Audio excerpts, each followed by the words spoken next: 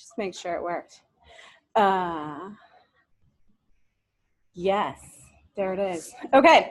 All right. So, yay. We are going to start off class today watching a video of Dr. Corey working with client Stan using a psychoanalytic perspective. Okay.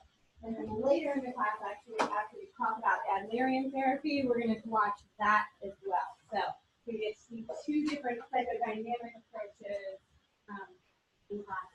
Okay? So, if you were to tell me what the goal of psychoanalytic therapy is, what would it be? Yeah. Bring them.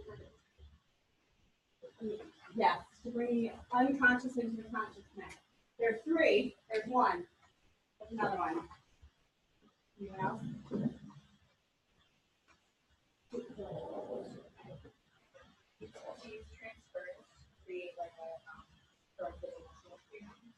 Yes, that is a technique that we use. Absolutely. Yes. Good. Goal of therapy?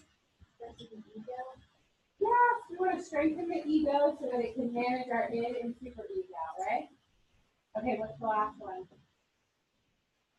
It's kind of related to the transference. We're trying to have what? A corrective emotional experience? Yeah? You guys remember that? All right, that's what our goal is, right? We're going to strengthen the ego. We're going to bring the unconscious into the consciousness, and we're going to try to have a corrective emotional experience, which we do when the client projects onto us, right, their feelings about their early attachment. So let's watch this in action. Of course, now that I got it all set up so pretty. Stop sharing and go to our video. Here it is. There are little quizzes in here, and I'm going to skip over them, and we'll just watch this. But I need to share my screen.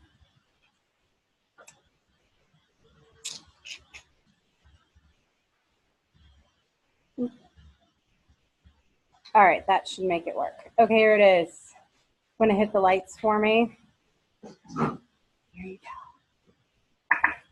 In this next session, I'm going to be demonstrating psychoanalytic approach in working with Stan. I want to ask you to imagine that this is the 7th therapy session that we've had. In each of these clips, you'll be seeing me say something about the sessions we've had prior, so that we can build on something with each session. But now I've noticed something over these last sessions with Stan. He's been very hesitant and somewhat reluctant, almost as though he's censoring what he's saying before he says it. And I've noticed that Stan is somewhat holding back in many ways. So when we meet for this 7th session, I share with Stan my observation that in some ways he's been rehearsing somewhat at times, and ask him to talk about this. You'll be seeing in this clip how we work with this material, because this is the very thing that psychoanalytically oriented therapists do. They take whatever the client brings in and it's material to explore so that he gets a deeper understanding of himself. You know, Stan, this is about our 7th session, and I've been noticing some patterns that we talked about last week. And I remember last week you brought up your father, and you said how stern this man was, and how you sometimes feel stuck, that he wasn't the father you wanted, and you'd never get with him what you wanted. I'm hoping we can pursue that more in this section. But I also noticed that you seem very slow at times in answering questions. And I wonder, do you do a lot of thinking? Guess I do. Yes, you do. Well, I mean, to be honest with you, I think it comes down to that I'm afraid if I say too much, that it's going to come back to haunt me somehow. And so I find myself really thinking about what to say next. Hmm.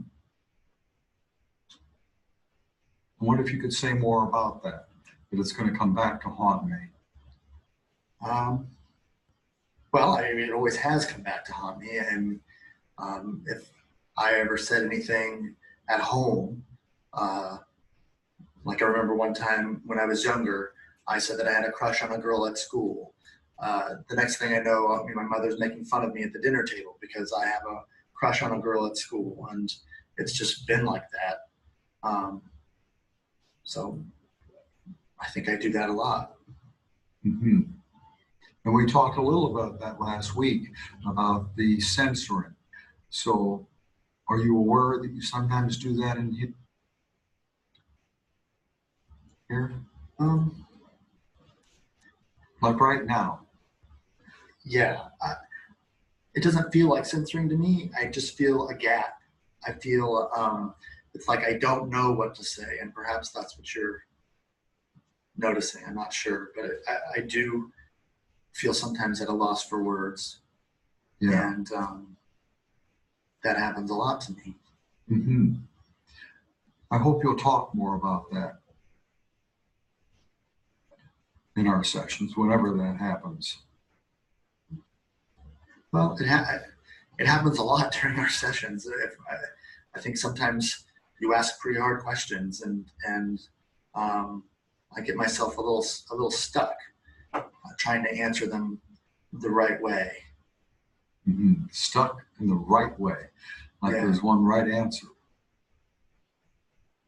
Well, yeah, I do get stuck a lot, and I do want to do it the right. I do want to do it the right way, and I guess sometimes I don't know. I don't get a whole lot of feedback that I'm getting it, that I'm doing it the right way, either in here, at home with my family, in school.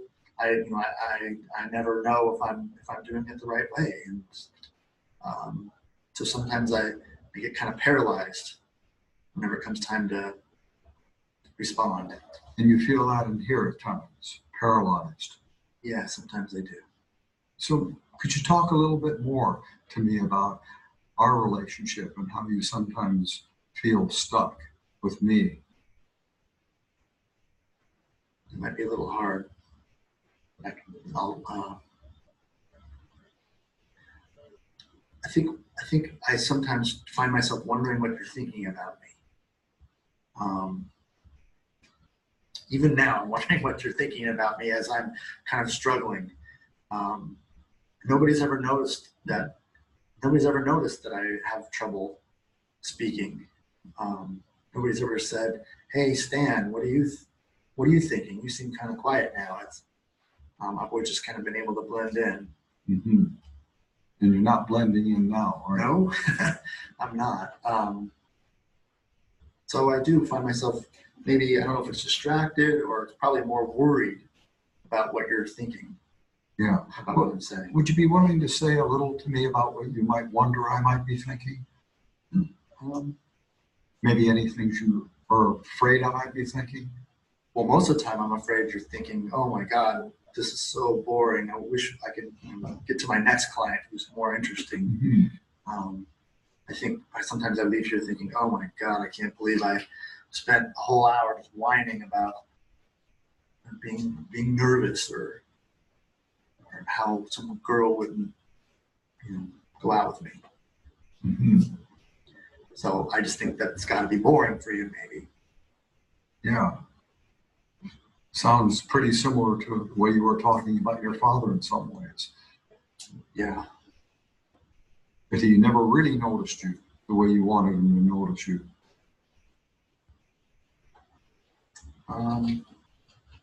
Well, he seemed pretty much just mad at me most of the time.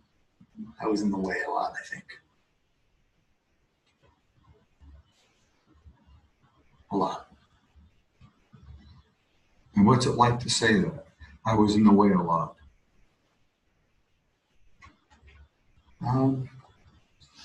It doesn't feel good to say it out loud.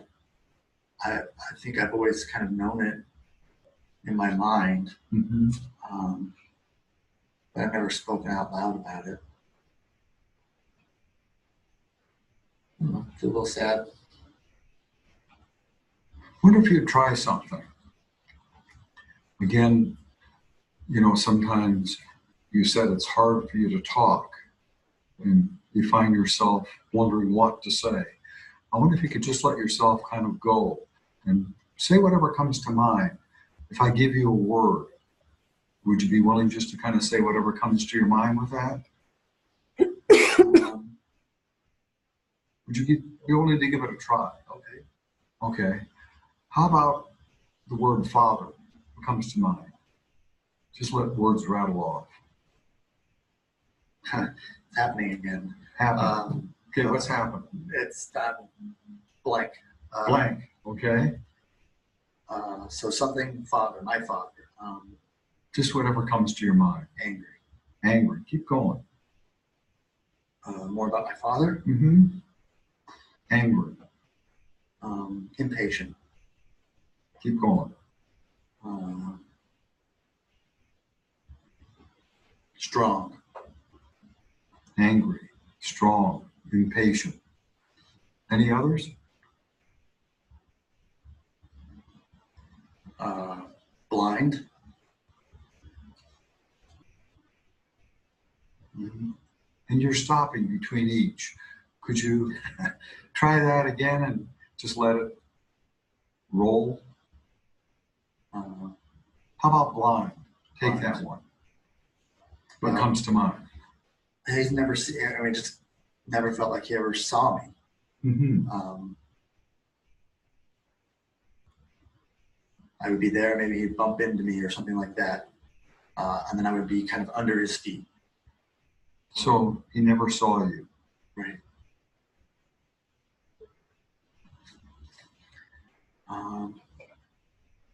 Yeah, he never did.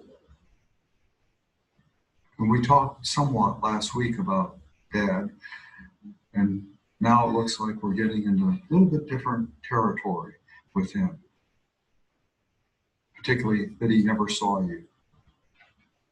Yeah. What do you suppose you would like him to see if he could have seen you?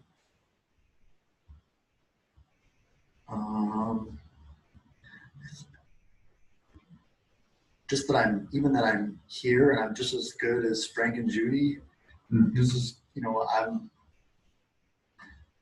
I have just as much to say, or I'm just as good a person as anybody else in the family. And did he see Frank and Judy? Feels like it to me. So he saw your brother and sister. Somehow he didn't see you. Yeah.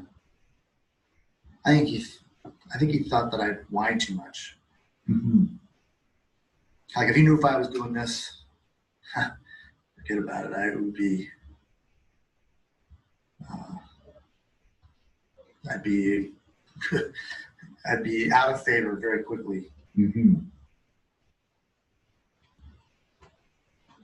And you said in the beginning of the session that you have to be careful what you say to me, that it might come back to haunt you. Do you think in some ways that I don't see you, or you're worried what I might see in you? I think it's the second one more. I think maybe you see me too much. Uh-huh. And that makes me a little nervous. Mm-hmm. And so I worry that's going to come back. Like somehow if I tell you that my dad is, angry and impatient, that somehow later on that's going to come around. Mm-hmm. And I'm going to regret saying that to you. That somehow I'll use what you tell me to hurt you. Well, we almost are at an end of today's session. Anything that you're left with at this moment?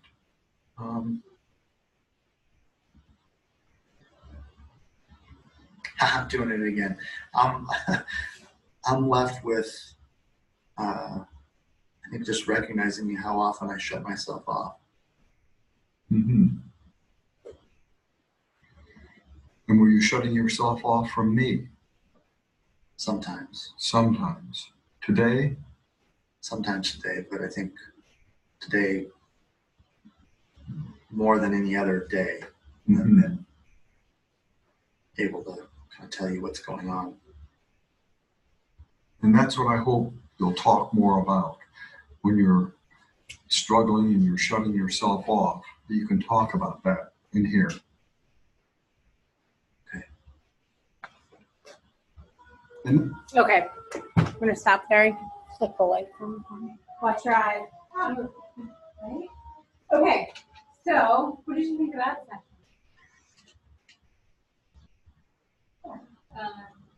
He gave a lot of perspective on a lot of television. Okay. I definitely saw him trying to get him more aware of things, make it so he can notice it. That's what happened. And I also noticed that, I don't know if I'm kind of right, but like his ego, like think more of his ego, aware that not to be too quiet, I guess, neither to be too loud. I mean, it's like instead of being too quiet, to try to bring him to push into talking more. Yeah, Let him stop with himself just reading the book. right. To make him that aware. I don't know if that's the ego. Yeah. Okay. So a couple things about that. So he was using, was it ego sustaining or ego? Oh, look, it just went out of my head. Ego sustaining techniques or ego modification techniques. Okay. We have a couple who say modification, some say sustaining. What do you? Anyone on this side of the room want to weigh in? So what is an ego sustaining technique? What does that look like? Just letting the person sort of vent about the situation, right? So he did a little bit of that, right? But ego modification techniques, what does that look like? Change. Bringing insight, right? It's when you pull the past from like, okay, so here's what happened in the past, this is what's going on. Let's pull this, how is that impacting you right now in the present? And did you see he was doing that? Like, okay, that's what happened in the past, now he's pulling it to the present. That's ego modification, it strengthens your ego, okay? Did you see that? Okay, so one of the things that he is doing some ego modification techniques where he is pulling that past, like how his relationship with his dad and all of those things are impacting him now. More specifically, did you see the transference going on? Right? Poor Stan here is like, well, I think that you're thinking about, you know, how boring it must be to be in session with me. And what are you going to do after the session? And wow, I must be super annoying, right? He was thinking all these things. Now, is Corey thinking that? Probably not, unless there's some sort of counter-transference going on. And then he might, right? But probably not. So he's having this, he's working on having this corrective emotional experience where he's projecting onto Dr. Corey his feelings that he had about his dad. Like, I was never seen, he was blind, I was never good enough, right? Do you see that? Isn't that kind of amazing? Just a little kind of thing. Okay. All right. There was something else you said though. You were the ego, right? Which part of his personality do you think is overdeveloped? It is dominant right now. Super ego. The superego. Why? Yeah. He's afraid that he's going to do something wrong because he's got all of these rules, right? So he's just like not going to talk at all. It's censoring himself. Yeah. So in this case, we would try to strengthen this in, right? That was a trick question. No, we're never strengthening an id or a superego. What are we doing? We're strengthening the ego so that way the ego can balance the id and the superego better. Make sense? Like, I've seen this video like 5,000 times. I still write myself notes while I watch. Okay. And one of the things that he said was like, I'm trying to do it right. I'm not sure if I'm doing this whole therapy thing right. Like, can me, that was the first flag that went, oh. For the super ego, it's just like, hey, you gotta do it right, don't get it wrong, here, what are the rules, I can figure that out, right? Okay, so that was a little bit. Let's talk about his need for reassurance. Did you notice that? He really just wants Corey to jump in and be like, no, you're okay, you did it. No, I know. Why didn't he do that? Well, because it would have kind of messed up the whole transference process. That's right. But it was just so shocking to me when the client was saying, like, you know, I'm sitting here, like, and I feel like you're thinking all these negative things about me, and then he was just like, yep. Yeah. There was a one ill-timed yeah in there. I feel like you just go, right? But on the other hand, he did that on purpose because he jumped in and was like, no, I'm not thinking about it all over. You would mess up the blank slate. And that blank slate is working because he's projecting onto him all of this stuff, right? Make sense? All right, so his need for reassurance, let's go back to that for a minute. Can you conceptualize that as potentially having an issue with a psychosexual stage? And if so, which one?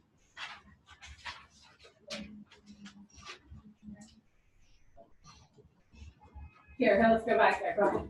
The oral stage. Okay, tell me why.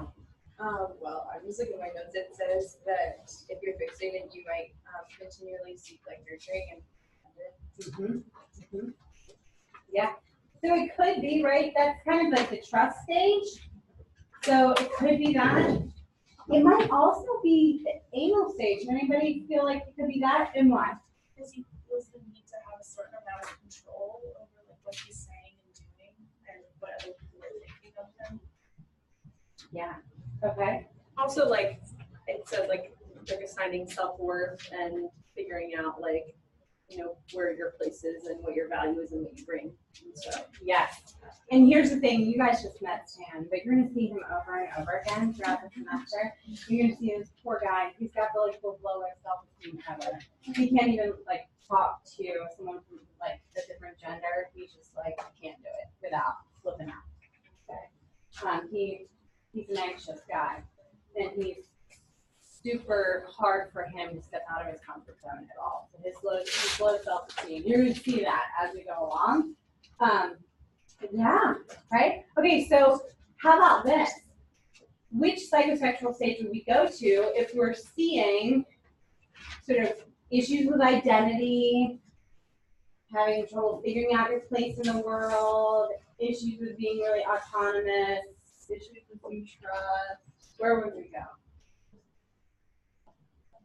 The stage. What stage?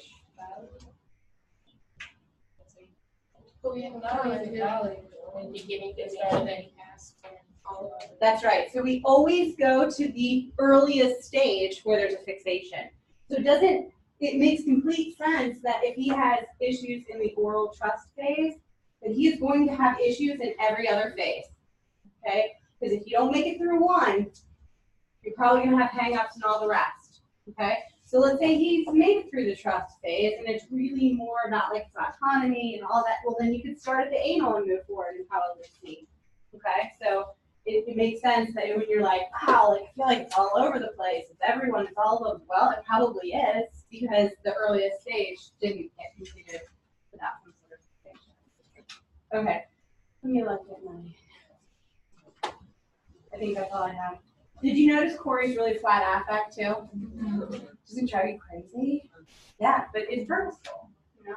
But that, you know, again, that nurturing that we really want to jump in. Nah, that's not what we do. All right, so just on the whole, did you like that kind of therapy? Like flying along? No, not so much. Okay. You got deep pretty quick, right? Deep pretty quick. What's it made of? Is it fake? It's a role play. Okay. It is a role play. They're good actors. They are good actors, and that's the thing is that this is one of the reasons I like this video is because lots of them are kind of crummy and they were very fake, but they like stand up really well. Okay. I think has Corey done a group? I feel like I've He watched does. Group video with he and his wife. okay. Corey and Corey. Yeah. Yes. Mm-hmm. And now his daughter's jumped in too. So now it's Corey and Corey. His daughter lives upstairs. Yeah, his daughter does group therapy work also. So they just came out with Yeah. I watched it. They're all on it like 5 times. Now you, Not now you particularly recognize. frustrating. Oh, That's Okay. really, I know, he's Talking. super calm. I will say too is that he's done a whole bunch of marriage therapy textbooks and things like that in groups, and I just found out at the last ACA conference he got divorced, and I was just This heartbroken. section that you just Oh. saw. No, I didn't mean to make him. I think his demeanor, I liked it a lot better.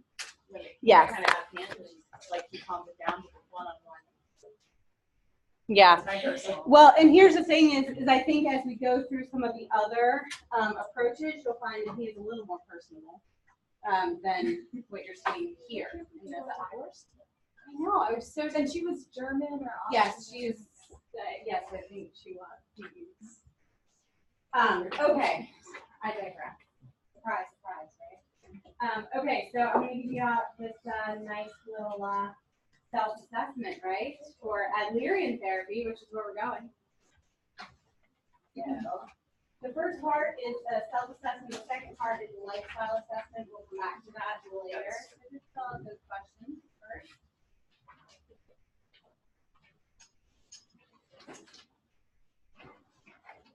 So I risked my life in the copy center to get this copy for you because I forgot to hand on Friday. And then do it all. Just the first 2 pages is where the self-assessment is. So hone in on that. Take a few minutes to do that.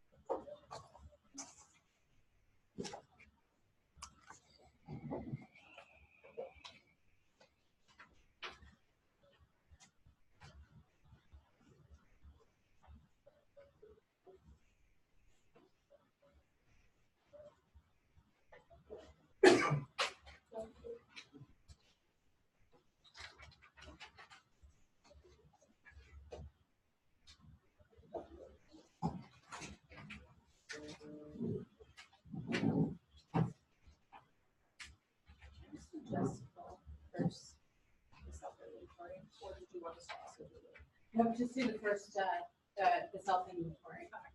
And on the top is the right there.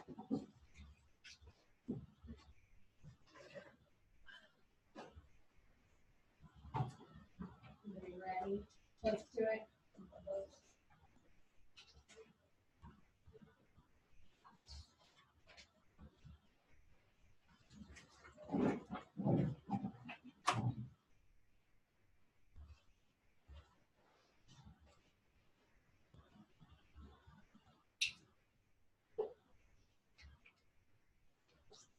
All right, you haven't finished, you can as we go along, okay? So again, no right or wrong answers here. This is really just to kind of get you thinking about how your view of human behavior really kind of falls with this theory, okay? Again, Adlerian therapy, or individual psychology as we call it, really focuses on looking at the past, early childhood, again, and pulling that through to the present. So that's very much like psychoanalytic theory. Where we start to part paths, if you will, with Freud is when you have the idea that it's not all about psychosexual stages, and it's more about social interaction. We figure out who we are in relation to our environment and our social connectedness. So everything in this theory is very focused in on social connectedness. That was your introduction. Okay, here we go. All right. Social determinants of personality development are more powerful than sexual determinants. I just told you that one. That's the theory, but do you believe that? Social determinants more powerful maybe than psychosexual stages? Yeah? Anybody disagree with that? So from like social workers. Okay, moving along. How about this one, right? Humans can be understood by looking at where they're going and what they're striving toward. I disagree. Okay, you can't, I mean, you only see one side of the person's salary, but you can't understand them fully. You just know what they're going on now at the present time. Because they could have been something totally different before. How about if you're like the person, you're the one in therapy, would you say that where you're going is more important than what's happened in the past, or no? Sometimes you gotta work through those things, because if you don't adjust the past, I think it's gonna come back up. Okay. Yeah. And that's exactly what Adler believes. Is he believed that in early childhood, we have experiences where we make rules for ourselves because we have a limited ability to sort of comprehend the world. And we make a rule based on the situation that happens. And then we use that rule in the present. That, you know, as we grow up as an adult, we might still be using that rule, that misconception, and it's guiding our behavior, even though maybe it's not functional for us anymore, or maybe it's maladaptive for us now, right? When I say that all the time, like I've actually been working. See, you're an Adlerian at Harvard. Yeah, okay. Anybody else want to weigh in on that one? No? Okay. Anybody think that where we're going is more important than our past? Setting goals, moving towards that? Yeah? I mean, if you're not motivated to move forward, I feel like there's no motivation. It's like that's like something that will inspire you. Right. Yeah. So if we have no goals of where we're going, then we sort of are stuck. Oh my God. Yeah? Okay. I wouldn't necessarily say it's more important, but I mean, for the wording, I say that humans can be, you know, better understood by what they're striving to accomplish. Mm-hmm. Okay. Just a piece of it. Yeah. I know it's always the wording like that, but yeah. Okay.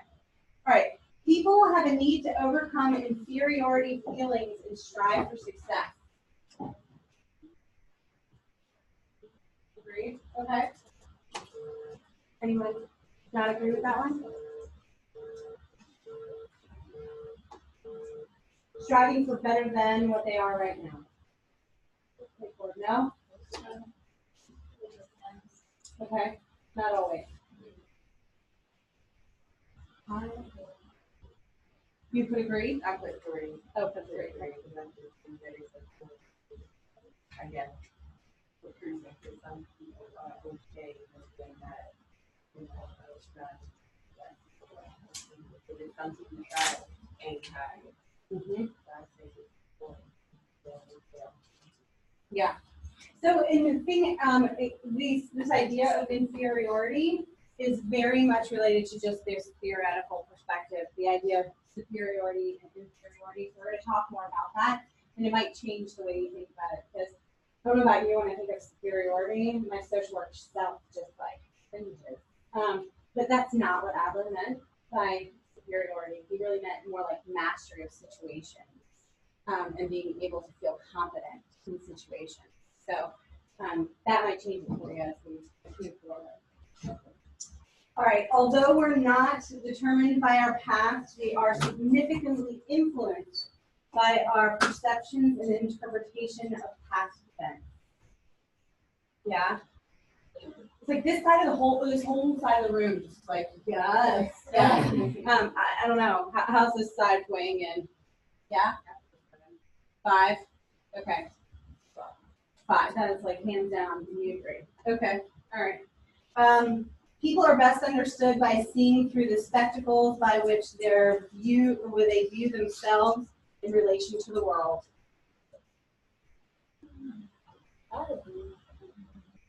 You can't understand who you are unless you kind of understand your place in the world.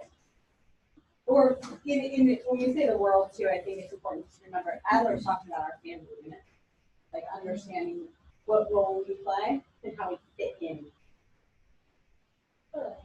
That's like a thing that's really important. But like, I don't know if it's like a spiritual thing or like a cultural thing, but it's just kind of like I feel like I always think about who I am in certain situations I walk in, like how I present, or like what, I don't know, it might just be because I'm like a Black American woman.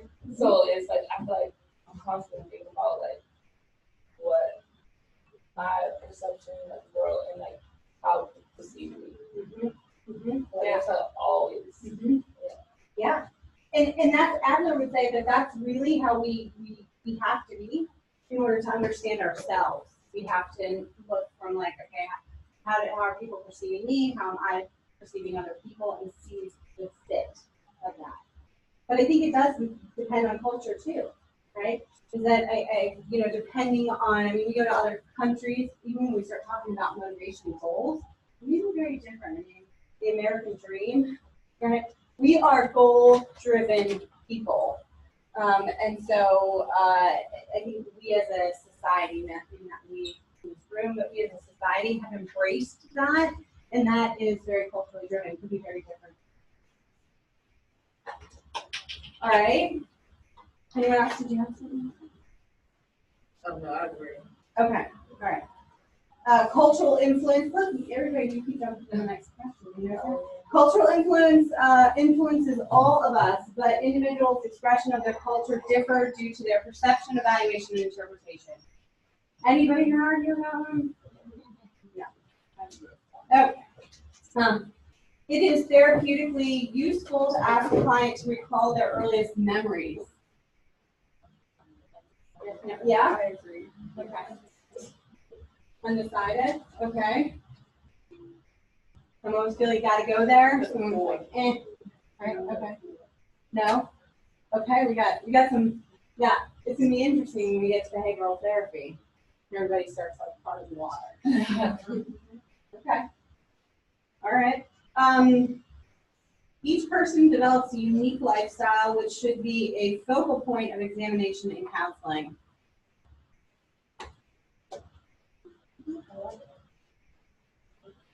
Yeah? You agree? Okay. You may disagree? Tell me why. I don't know if it's necessary to be open. That's the word open. No. I mean, I guess depending on what their unique lifestyle is, and maybe connection with something that may have happened in their past that kind of correlate with it, or why they have this unique lifestyle, and maybe to bring up, but I necessarily wouldn't say that's like a focus point. So, Okay. I have a question, I guess, like what, I'm assuming this is okay, what he means by lifestyle, because I think lifestyle in our minds is like lifestyle magazines and like, you have a certain like, I don't know, you know what I mean, like a very modern concept of what that means, and I'm not sure that would be relevant, but I probably. So Adler said that we have to do a lifestyle assessment, and what that basically is like you have a copy of one of the back of the pages, but how you fit into your family system, okay? And what he would say is that as a child in your family system, like you figure out your role and who you are, and then that those patterns that you develop there then branch out into like general society, how you interact with society. So families like this little microcosm that we're learning, and then you branch out into society. So when he says lifestyle, he's talking about like the way we attach with other people, see other people, and he focused much more on sibling relationships rather than just primary attachment, right? Parents or guardians, like he focused much more on the interactions of siblings and how that sort of created this little microcosm of society. It's a great point. All right, how about this? Did you have one? Oh, no, I was just want to say now, I agree. At first, I had agreed because I was thinking like lifestyle, I was thinking like LGBT, stuff like that. That's what I was thinking, but now, if you explained it, I feel like this is like a positive, but I do feel like that everything.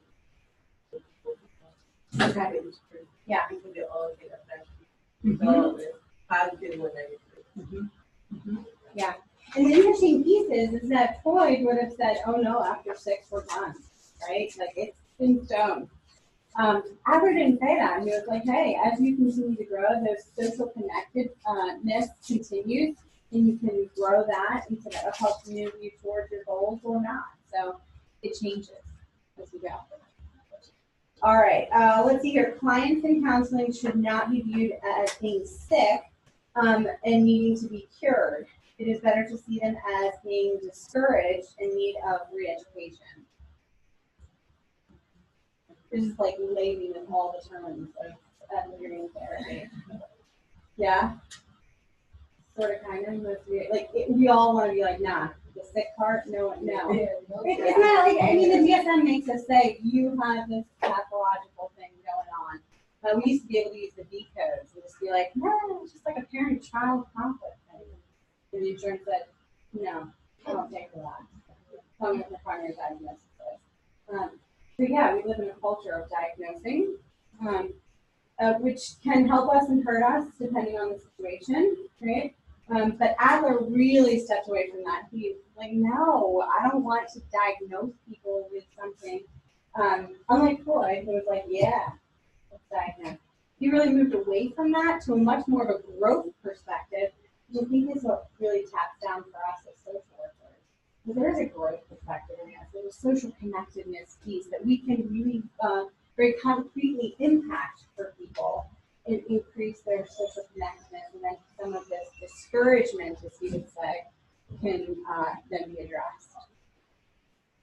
Okay, here we go. Knowing about the client's position in their family of origin is important as a reference point for therapy. Yeah? I wouldn't say, what was it? Well, not essential, because sometimes, I mean, it will be better because I think it will be a better result knowing how the family functioning and how the individual can work in the family to, for the sake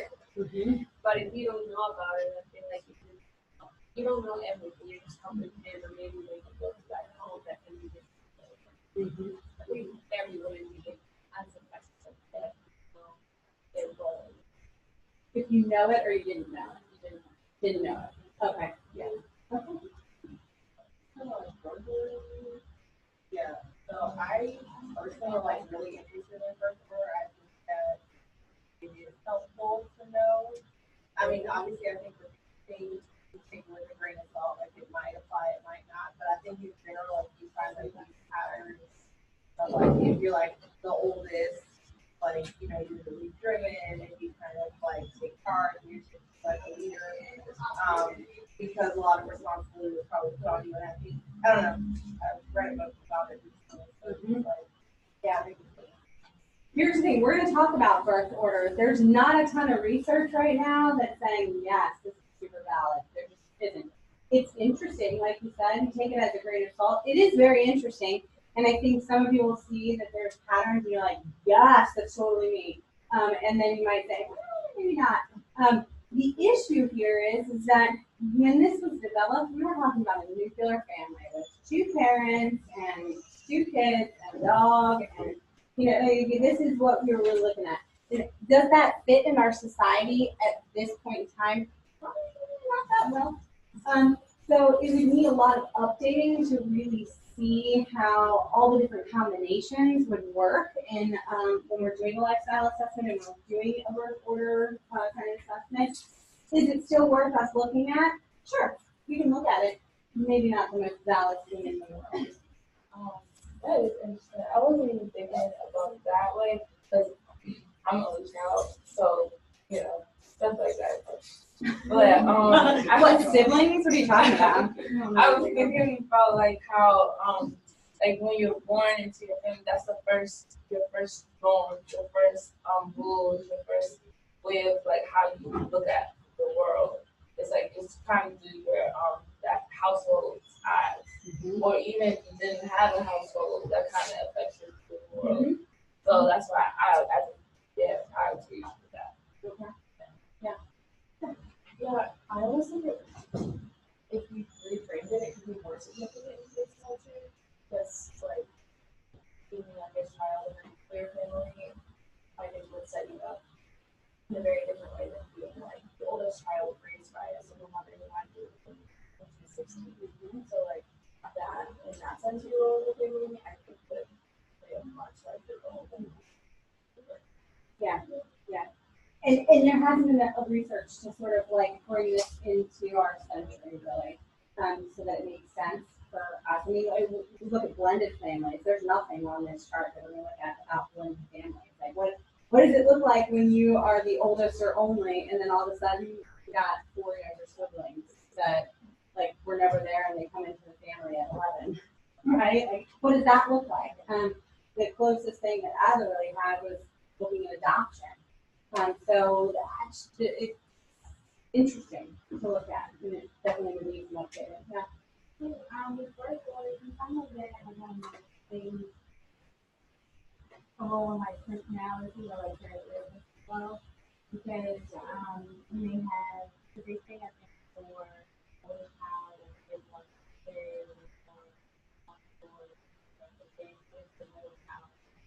as more quality of what the oldest does. As a middle child is going to be the one that is a lot of stuff going on them, where they feel like where's my place, they kind of fight to have to fight for attention.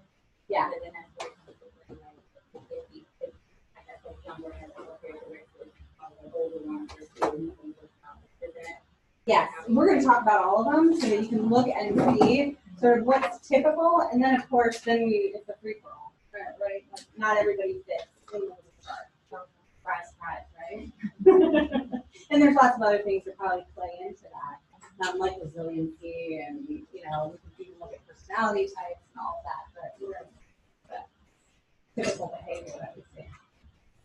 So with birth order, is it supposed to be like inherent, like as the second or third, fourth, like these are your traits? Because I was reading an article that said it has a lot more to do with kind of like how the parents treat the child rather than like inherent characteristics.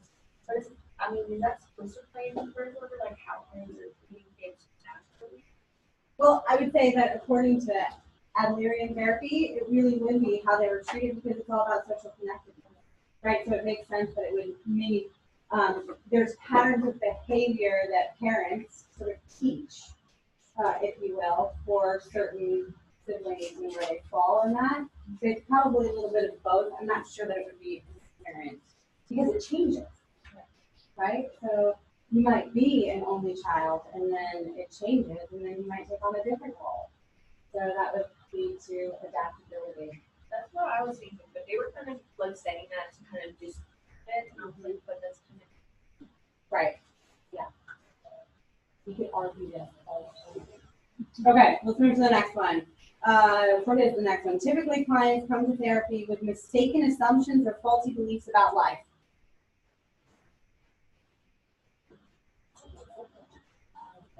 So now,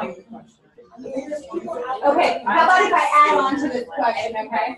How about if we say typically clients come into therapy with mistaken assumptions about themselves and faulty beliefs about themselves and life? Does that change it for you? makes it a little better. Maybe not. Sometimes people go to therapy. Well, I guess it could be faulty, but like to work out some things they have going on.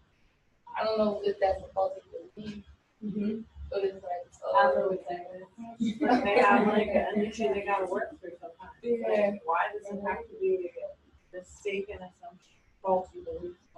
That just seems very, it just seems very dramatic. I feel Yeah. like it's unnecessary. Okay. So what I'm hearing is that you all might not agree that all distress really comes from some kind of mistaken belief or underlying faulty thinking about life. Like life should be a certain way, and it's not. So I'm really stressed about it. That's not. Right? Or, people should treat me a certain way and they're not, so now I'm really anxious. None of that. well, okay, what? When you like analyze it. Well, that's the kind It's of like when people sit there and you were you're just really depressed and nothing happened, and it's like a chemical thing or something. Okay, all right. So, let's just take Well, off the table postpartum. biological factors of this very Yeah. moment. Like postpartum. Is it a positive or is it? I guess like Well, you're okay, expecting, so- this beautiful life with your child when they're born, and then all of a sudden you're like Yeah, depressed about upset. it, and that's like, But you can't help happen. it. Like, why didn't it Upset. work out? It's not like you're trying to think like I'm gonna be upset. It's like it happened. It seems pretty expectation based to me, right? Would you agree with that? Yeah. I guess, fine. Okay, so as we go along, we're gonna talk more about this, but here's the piece that I think is really important to just remember for now, is that most distress comes from an idea of I am here and I should be here, or I wish I was here, or why aren't I here, or oh my gosh, I was on this path and what the heck happened that I'm not here. Because we naturally are moving in a direction, it might not be forward, right? But like, here I am, and there's something about where I am right now that is not what I want to be. And it doesn't have to be a big crisis. Like, it doesn't have to. Like, guys, you are all in this room. Why? I was just like, I have no idea, actually. It's a requirement for graduation. Yeah, and why are you wanting to graduate? Oh, because you want to get a degree that you don't have right now. You're moving towards the goal. You don't want to be here. That's right, because you're here and you're like, hey, I'd like to make more money. I'm just joking. All right, like you're here and you're like, hey, if I got this degree, then I could get work with this population and it's so rewarding. And you're moving towards something. Okay. Okay, go ahead. Okay. Well, therapy is not mandatory, and you're like, it's mandatory therapy, and it's like, you didn't buy in, but you're told you have to do therapy. Yeah. And so, oh, I guess your goal is just to finish that requirement. Oh, you gotta believe that, right? Why are you here? Because the court said they're gonna throw me in jail. Can I Yeah. come? Like, yeah. Okay, I'd like to get you off my back. You coming? So that's the goal, yeah. It's something that's it's uncomfortable right here, so I'm gonna do what I gotta do to get here to make that go away. Starting to see the way. Okay, you don't have to agree. Again, it's not about that. All right, because emotions are integrated with our cognitive behavioral process, it's appropriate that counseling process be aimed at exploration of clients' thoughts, goals, and beliefs. For anybody, argue with that? I mean, goodness gracious, at some point, can we not see the foundation of CBT? What CBT is to me. Okay, although establishing a good client-therapist relationship is essential for counseling to progress, this relationship alone will not bring change.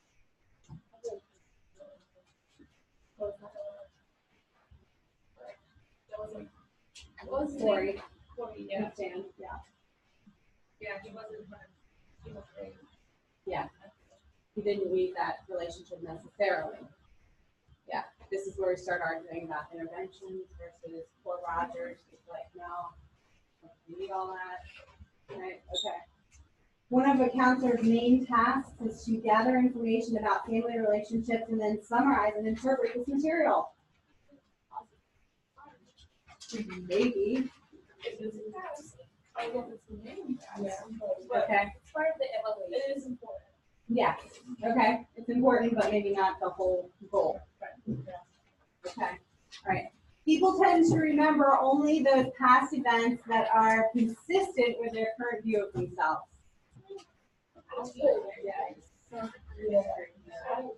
Okay.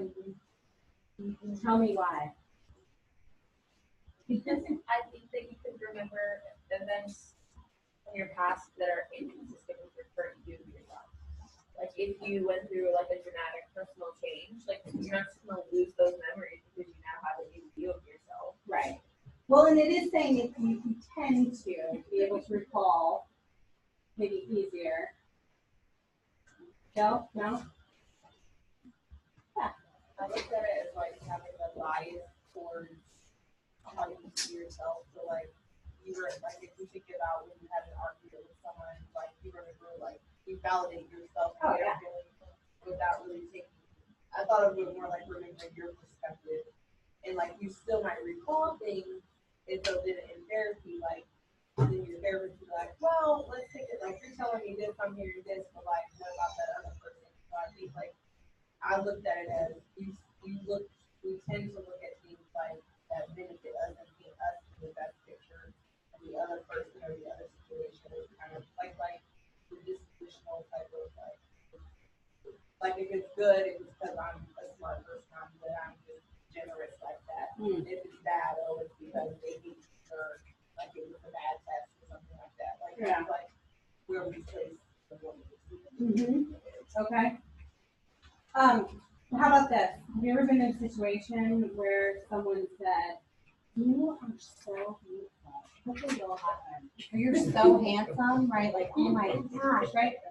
And if that is something that you agree with, you're probably like, "Yeah, I know. I look good today." But if it's not something you agree with, what did you do?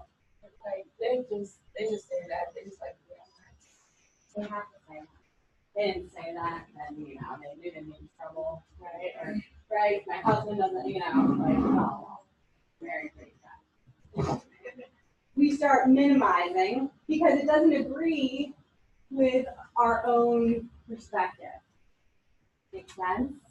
We tend to do that sometimes. Yeah. Okay. Let's see here. Dreams are rehearsals for possible future courses of action. I like think about a whole bunch of different You're like, I hope that doesn't happen. Actual dreams or like goals and Oh, No, yeah. dreams, like actual dreams. Like I'm not. Ew, maybe you're a spider when you're sleeping.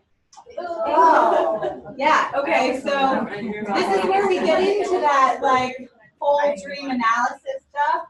Adler didn't really step away from that. He said, "Okay, yeah, sure, that could still be going on. Right, let's hope not, because I've had some, homicidal dreams, of course, and I'm not planning on doing any of that. Hopefully, that's not in my future." Okay, conscious factors can or should be given more attention than unconscious factors in the therapy process. I don't think more. Yeah. I think it's equal. Okay, so more conscious, but maybe still some unconscious. Okay. This side of I feel like this side of the room is just like dominating. Right? If we're having the Olympics here, they're like, we're really getting on the podium. What's going on over here? Y'all need more coffee. Yeah? Okay. No worries. I'm with you. I'll stay on this side. Okay. Do you agree? Yeah, because the unconscious, I think that, I ain't gonna say it is more, but I think it's unconscious stuff that's really affected, you think Present. like, yeah. Yeah. Okay. Yeah, we are still firmly in psychodynamics, folks. Okay, so we are still really believing here. There's unconscious stuff, there's stuff from our childhood that might be conscious that is impacting our current behavior. Okay. Yeah. Sorry. I was listening to a podcast. This is what they did, I promise. And it was saying that sometimes like how our adult relationships are kind of like based off like your relationship with your parents and like your, so, it was just saying like certain things. Yeah, it was really. I mean, but it made sense because then it's like your earliest. I can't remember what it was. But it was kind of like those. You're still playing out those things in your adult life. Over and over again. Yeah, that's right? what I'm saying. Can Yeah. Oh, absolutely. And when we start talking about object relations, right, that we react to other people and ourselves based on representations, maybe not based on that actual person, then you really get into some hot water. Because then we're reacting to people based on past relationships that we've had, and then none of you have ever done that before, right? As opposed to seeing them for the whole object that they are. It's disturbing when we call people objects, but okay. Not just relations. Okay, although insight is a powerful adjunct to motivational change, it is not a prerequisite for change. Insight's not a prerequisite. Disagree? We need to have some insight in order to make some change.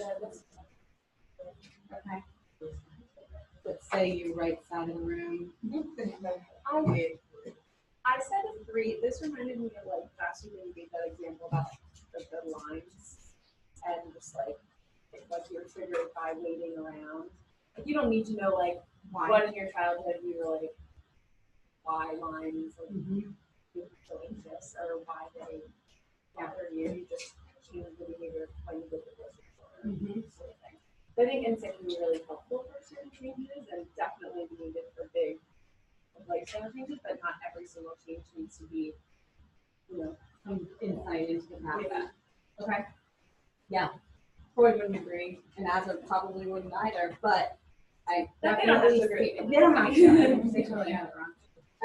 Yeah, but it's true. I mean, there are certain behavior, that's where we got to behavioral therapy. It's like, I mean, most people who are coming into your office are not like, hey, let me sit down and you can do like brain surgery and pick apart my entire past and all of my, they're like, hey, I'm having this symptom. I can't tolerate it and make it go away. And the less work they have to do to make that symptom go away is the path of least resistance. That's the way they're going to go. Okay. So if there's a way to get to behavioral change without having to do all of this insight, it takes a lot of work to do this much insight. Not everybody's up for that challenge. All right, let's enough about insight. No more insight. let's go. It is best, at its best, counseling is a cooperative relationship geared towards helping clients identify change in their mistaken beliefs and goals. Yeah? Anybody disagree? Sounds like a good thing to do, right? Okay. All right, so good. We're gonna skip over object relations and come back to that in a few moments because I really want to talk to you about Adlerian since we're firmly there. Okay, so Adlerian or individual psychology really broke away from Freud in that behavior is not just about psychosexual stages and what you were able to accomplish or not accomplish, fixation, but that our social environment is important. Our family environment is important, and that sort of shapes how we're going to approach the world as we grow up and become adults, which is really much more of a growth perspective than Freud that said, hey, by the time you're 6, it's hardwired how you're going to respond to the world and your personality, and sorry for your bad luck if it wasn't good. Okay? So Adler says, no, you know what? That's not it. There is room for growth, and it's not so much just about what's going on inside of a person, that the outside environment also plays a part in how we develop. Okay? So it's not just like an intrapsychic development, but it's also how we interact with our environment. Hence the next point. Behavior is understood within the social context. Really avoids diagnosis. Again, we kind of already mentioned that. But when people are coming in, they're really experiencing some kind of discouragement, which is related directly to their feeling that they are not confident, they don't have mastery, or what he called inferiority. Again, inferiority is not something that we think, oh, well, this person is inferior to me somehow, right? None of us hopefully ever had that thought. But inferiority means that I did not have within me the ability to negotiate what was needed in this particular situation. So I could not achieve mastery or competency or superiority, is really what we're talking about. Okay? So here I am at this stage. I want to be over here. But something in me, something about how I responded in this was not adequate. And that's what we're really talking about when we're talking about inferiority. So the idea here is that in therapy, what happens is that we are helping the client re-educate themselves. Okay, it's a cooperative educational experience. That's what therapy is. Interesting, right? Freud said it was a corrective emotional experience. Adler said, no, it's a cooperative educational experience. Is that what we are trying to do is elicit from the client their basic faulty beliefs about situations that they've experienced in childhood in order to be able to see what rules they might have made for themselves that now as an adult they are using that might not be helpful, right? So as a child, I could never, I could never achieve what I wanted to, or I was never good enough. Everyone was always better than me, right? Well, now as an adult, we approach situations with that very same rule. Everyone's always better than me. And how does that play out now as an adult? If I believe that everyone's always better than me, or I can never achieve, right? So we're pulling it from the past and seeing how it's impacting the current situation in the present. Yes? Is that, sorry, is that part of like the lifestyle assessment is for to like get to that? Like how do you even know that like really, like I think right. you can't just like jump right in that way. Yeah. So there's a couple of different things that you do. One is the lifestyle assessment and one is early recollection. So we're going to talk more about that too, and how that kind of pulls through and helps us understand and conceptualize what's going on. Okay, so it's all about social connectedness. Distress comes from when we don't feel socially connected, we don't feel like we belong, we don't have our place in the world. And so if we don't feel that way, what happens is it almost paralyzes us so that we can't set goals to say where I'm going. So we become discouraged because of where we are, as opposed to trying to move forward. Does this make sense? I mean, if we're in a situation where we're discouraged and frustrated because we are not, it's like we get paralyzed in the situation because we don't know how we fit. We don't know how we feel connected in situations. Then we don't feel the confidence and the motivation to be able to move forward to achieve our goals. Yeah? Okay. Discouragement then is that lack of motivation, which comes from not being socially connected, and then not being able to move towards our goals. You're going to see this in the video with Stan again, where he is very discouraged. Okay? And again, when we're discouraged, I mean, when someone comes in and they're feeling depressed, and they're very severely depressed, what happens if you say, oh, where do you want to be in 5 years? They're like, well, after I slap you, okay, I want to not be in my bed in a fetal position. Thanks for asking, right? I mean, that's really the reality of what happens. That people are so deeply discouraged that they can't find the motivation. They can't even figure out what their goal was going to be. Have you ever had those moments, or maybe know somebody that you're like, oh, well, what do you want out of life? What do you want to do for? And they're like, I want to be able to wake up tomorrow and survive. Right? They've lost focus because they're so discouraged. Is that somewhere along the line they have believed that they're not going to be able to, they're not going to be able to move forward. They're not going to be able to achieve their goals, and so they become so discouraged that they don't even try.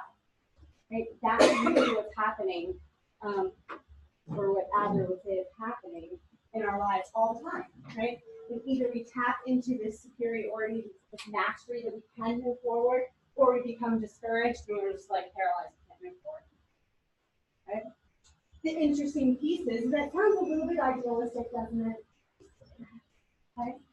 Is that Adler, the thing that was sort of like groundbreaking for him was that he said, hey, guess what? It's not just you and how you conceptualize what's going on with you. There's a very real society around you. There's a very real that there are elements of society that may prevent you from being able to achieve what goals you may want to do, right? And so we're not going to ignore the impact of the environment, discrimination, glass ceilings, gender discrimination, all of that. We're not going to ignore that. That's real. But we're also going to be able to work towards having you feel like you can master situations, even when they aren't real, right? That's not something that Freud ever looked at. Freud was not about what was going on in our society and what each unique person is faced with outside of themselves, right? Make sense? Okay. All right, so superiority is that we all have this innate desire to move towards our idealized self, our best version of us, our goals. And so we are trying to create a life where we are moving towards our better self, right? Our better job, our better family, our better relationship, a better anything it may be, right? So superiority isn't like comparing yourself to another person. It's comparing you to where you're going. Comparing your idealized self with your current situation. And so on the flip side of that, right, is inferiority then would be this disconnect between ourselves and our idealized self. Like, where are we? We can't get there. We start feeling inferior. As far as like the social timeline, where does it fall with like Maslow and hierarchy? Is it from the same time period, or? It is. This is right butted up. Like, he rather trained with Freud. So like right after that time period, like right after World War I, he basically trained with Freud and then said, hey, I'm not sure what you do, but fine. Maybe you've got some problems, right? And hey, it's not all about what's going on inside. So, so this is kind of like we are walking towards behavioral therapy. So it's right up against that. And then the same time frame, that's where we started looking at that Maslow hierarchy there, right?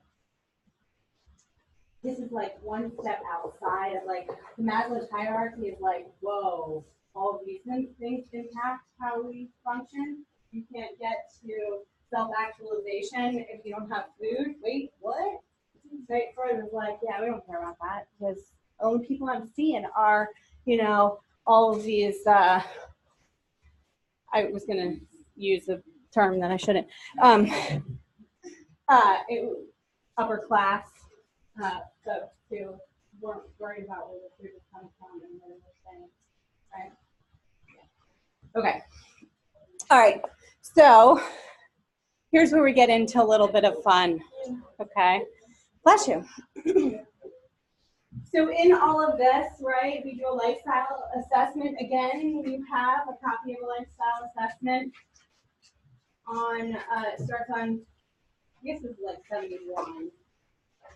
Yeah, 72. And it looks at things like, you know, list your siblings, then rate your siblings according to these characteristics, where you fit in with all of that.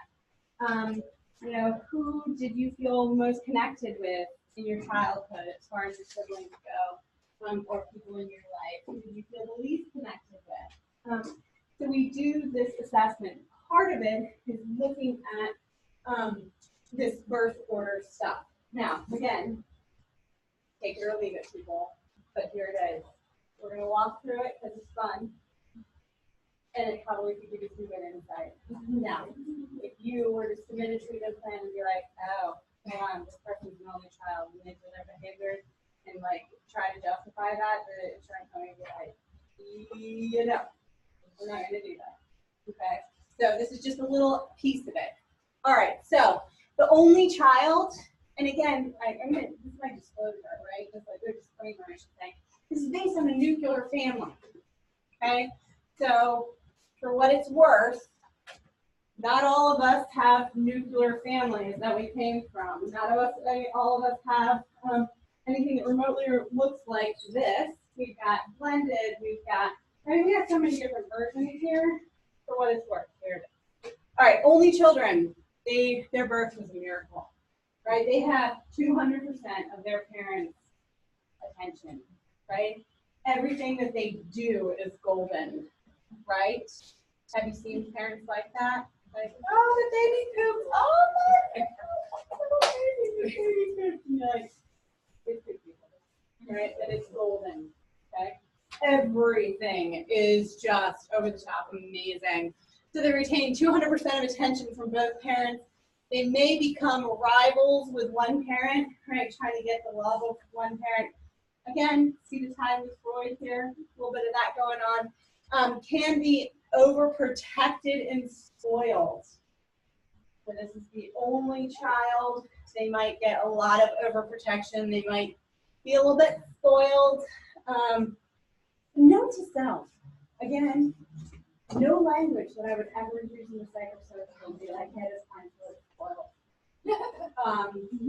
Judgment call. No, don't put that in your write-up, okay? Now, you know, I mean, for academic purposes, you write that on your midterm, I'm not going to be like, hey, that's not that nice. But just so you know, like, this is a conceptualization, not necessarily terminology you want to use in the write-up, particularly if you have to read it to the client in front of the court. That's probably not what you want to do. Okay. They might like being the center of attention, adult attention, okay?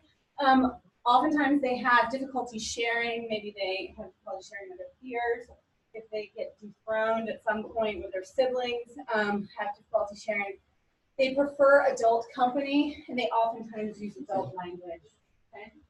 So I don't know about you, but I've seen some only children, right? and they're like 10 and they can talk politics better than I can. And it's like, oh, well, what's wrong with that now? And you're like, but how old are you? Because they're always around adults. Like that is their peer group. So they are very good at being the center of attention for adults. Do we have any only in here that want to admit to? Yes, you mentioned that. Yeah.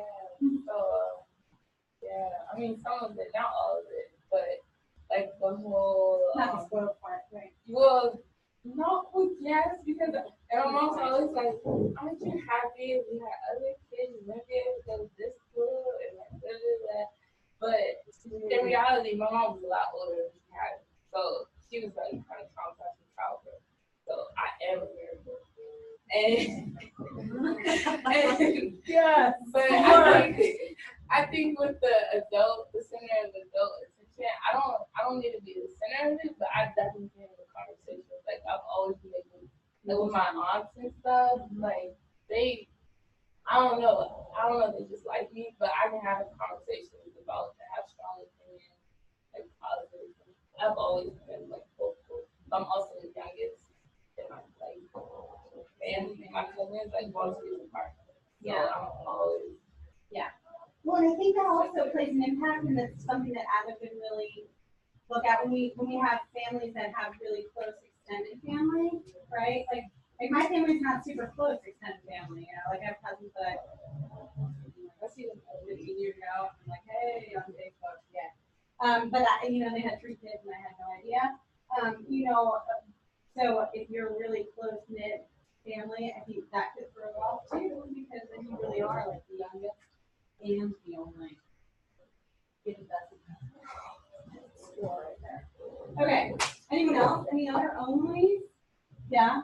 Does any of that fit for you? You don't have to disclose if you don't want to. No, it does. Okay. But I would say this isn't my experience, but I think that some people who own the child's that are they were mistake, and so it would be like the opposite sometimes. They're Right. presenting. They're like those services. Yeah, I wasn't planning on. But I guess that could happen in any. I guess the last or the first. Right. The last or the only. Right. The youngest or the only.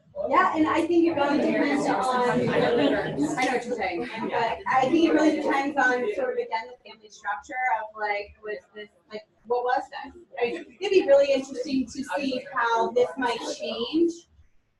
This might change if the child was a victim or a result of a rape. There really wasn't a nuclear family or anything like that. We've lost that side of our like they're gone.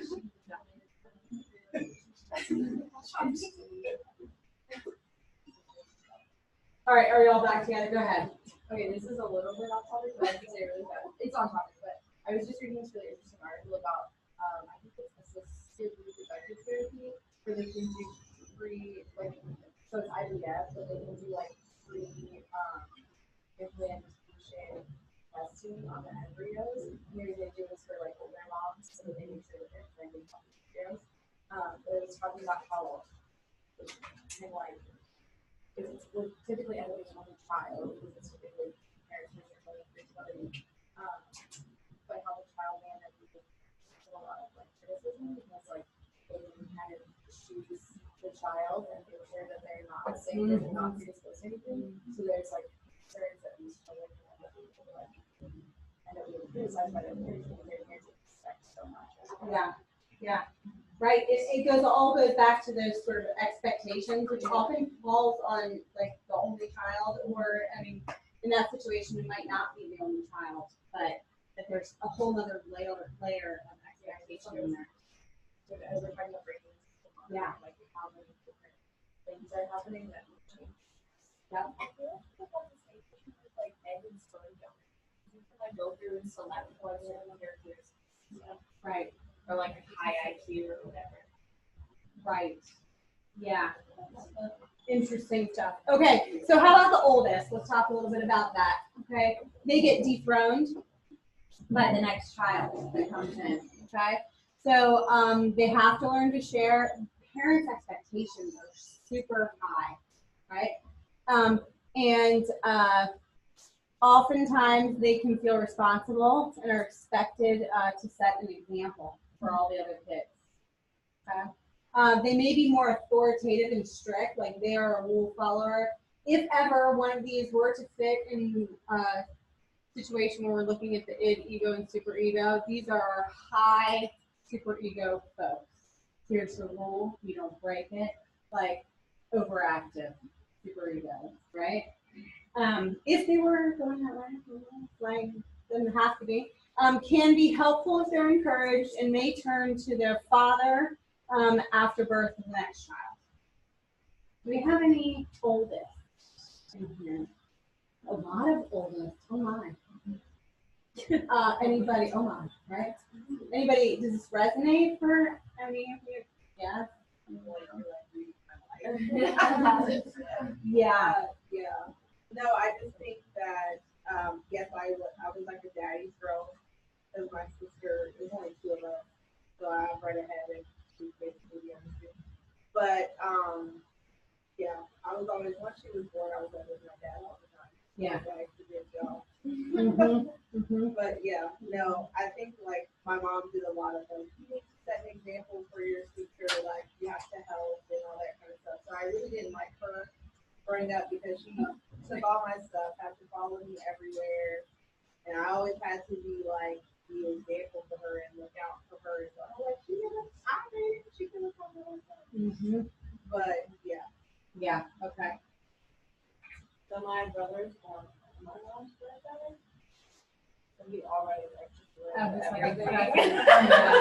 Gosh. but no, I still to this day will tell him that I am not only firstborn, but daddy's little girl forever. So he's Uh-huh. Yeah. Yeah. Okay. So I would say here to my oldest, she's gonna be 15 next week, and she does she keeps everyone in line. But I honestly could probably step back and not parent at all. She's got it under control.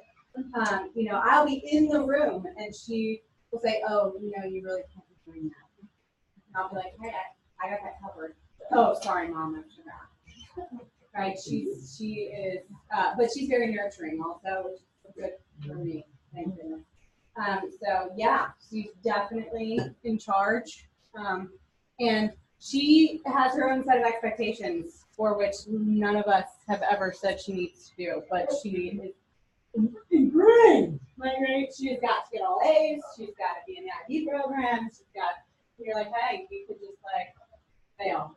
That'd be all right with me. Like, no, I'm done. One time when she did her math homework and she did not get an A, she told me that she thought she was going to be homeless by the time she was 30. And I was like, why? And she's like, because if I fail math, I won't be able to do anything. And I was like, okay, sure, it's fine. So, yeah, oldest. You can get, do you guys think there's difference between oldest girl and oldest boy? Because my cousins is spoiling, and the oldest girl, she used to babysit us, type shit, kids up, all that. But the boy, yeah, she feel about it. But the boy, he was just always doing his own thing. He was his mom's favorite. He was his mom's favorite child, and he could get away with all this crazy stuff. Still to this day, he's doing wild stuff. But yeah, she's more I do think that gender has a huge impact on this, and really Adler didn't account for that so much. So we really didn't look at that. Yeah. I think that so for me, I'm the oldest, but both of them is than my youngest. So I feel like I'm the only child, only needs.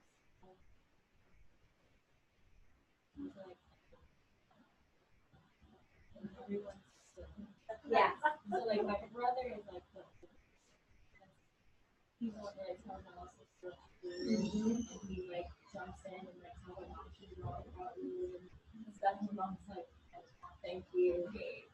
But I think the age they're not they're their first. Yeah. And again, this I think is probably squarely based on this historical time frame that this theory came out, right? Because people weren't having kids when they were 50. Okay?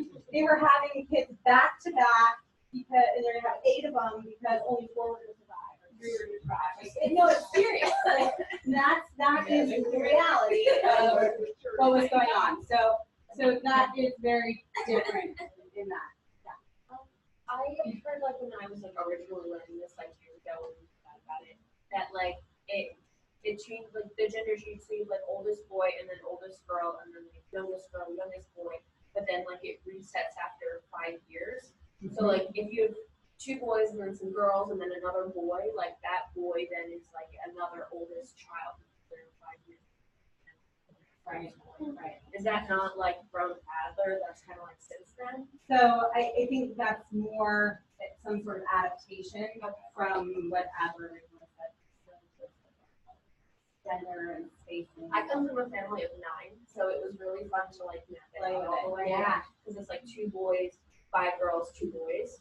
And so it's really interesting to like see that. Yeah. All right. So okay. So in this too. So I have 2 older brothers. The oldest of them, he's responsible for everything that happens in our family, no matter if he is or isn't. He thinks he is, right? He always thinks that he is like, you know, something's going on with that. Oh, well, I better take care of that. And you're like, nah, really, yeah, right. Something's going on with me. Want me to come pick him up for you? Okay. Like my parents didn't have to parent at all. Like people would come to pick me up for dates. I knew this was going to take information, but it fits. Okay. They would come to pick me up to take me out on the date, and they couldn't get back to my brothers. They would interview them. They'd literally interview them, and then they'd be like, "Hey, Jen, I really wanted to take you out, but sorry, it's not worth my life to do that." And they would leave, and I wouldn't get to go because my brothers took on. Yeah, it's horrible. It's amazing I'm married. No, but seriously, they took on that role, right? And my older brother was the spring leader and all. So he was very much parent. Even though my parents were there, happily parenting. Okay, so second is not the pacemaker. No, not really. The peacemaker, though. They are, in fact, the peacemaker. But there's always someone ahead of them, right? The oldest is always ahead of them. So the second child is kind of always, could be in some kind of rivalry competition. Again, this is when you have 2. You have the oldest and then the second. So sometimes the second one tends to be a little more competitive because they're trying to find their place because they're not like, you know, the pathfinder of the first child. They have to sort of find their own way. They might want to overtake the older child, and they might become more rebellious, try to outdo everyone. Like, hey, I'm important too. Like, do we have any seconds in here that fit for? Well, so I'm the second of 4. I have an older sister and then 2 younger brothers, and I definitely can see like the peacemaker side of things.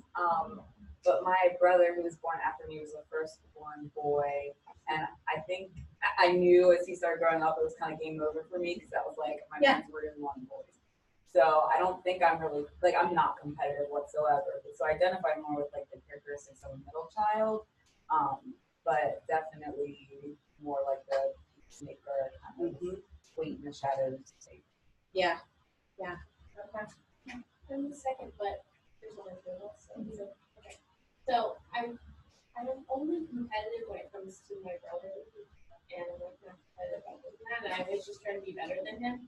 So like when I'm like, oh, I'm going to get my master's degree. Like, what are you doing? And it's just like running. Yeah. Right. Little nudge. Good. I'm the second of 3, so I'm a middle child too.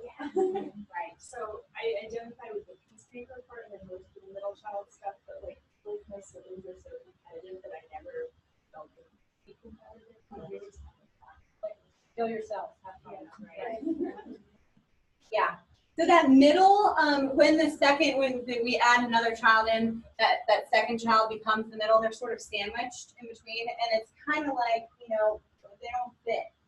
They can't you might like kind of have that, if we were thinking Freud, that phallic stage, right? I mean, let's tie it together, where they're trying to find their place in the world, and it's really hard because they just can't fit necessarily. So they might feel squeezed out a position of privilege or significance. They might have a really take it or leave it attitude, kind of like what you're saying, just like, all right, sure, that's fine, whatever. I'm not going to get worked up about it, and have trouble finding their place in this world. So my oldest brother, who also is shorter than the second one, which is always like contention, because he's shorter and he's older. So that is a huge problem for him. Okay, so he was going to be like the big badass in our family. So he became a Navy SEAL, and he was like, "That is so cool, right?" So my second brother, who's just about a year and a half younger, was like, "Yeah, whatever," and he became a police officer because they're federal, right? So now the SEALs aren't allowed to carry their guns around, but the federals, they are. So he was like, "So yeah, whatever. Like, too bad for you. I'm way cooler." So they're always having this rivalry, right? But on comes the youngest and only girl. Right? And that's really where you have many mothers and fathers, the older children try to educate him or her, and we're never dethroned. I mean, really. We always want to be bigger than we are. Yeah. So whenever the babysitters would come, I'd always tell them my kids. My older brothers, I told them my kids. Right? Well, I feed my kids this for dinner.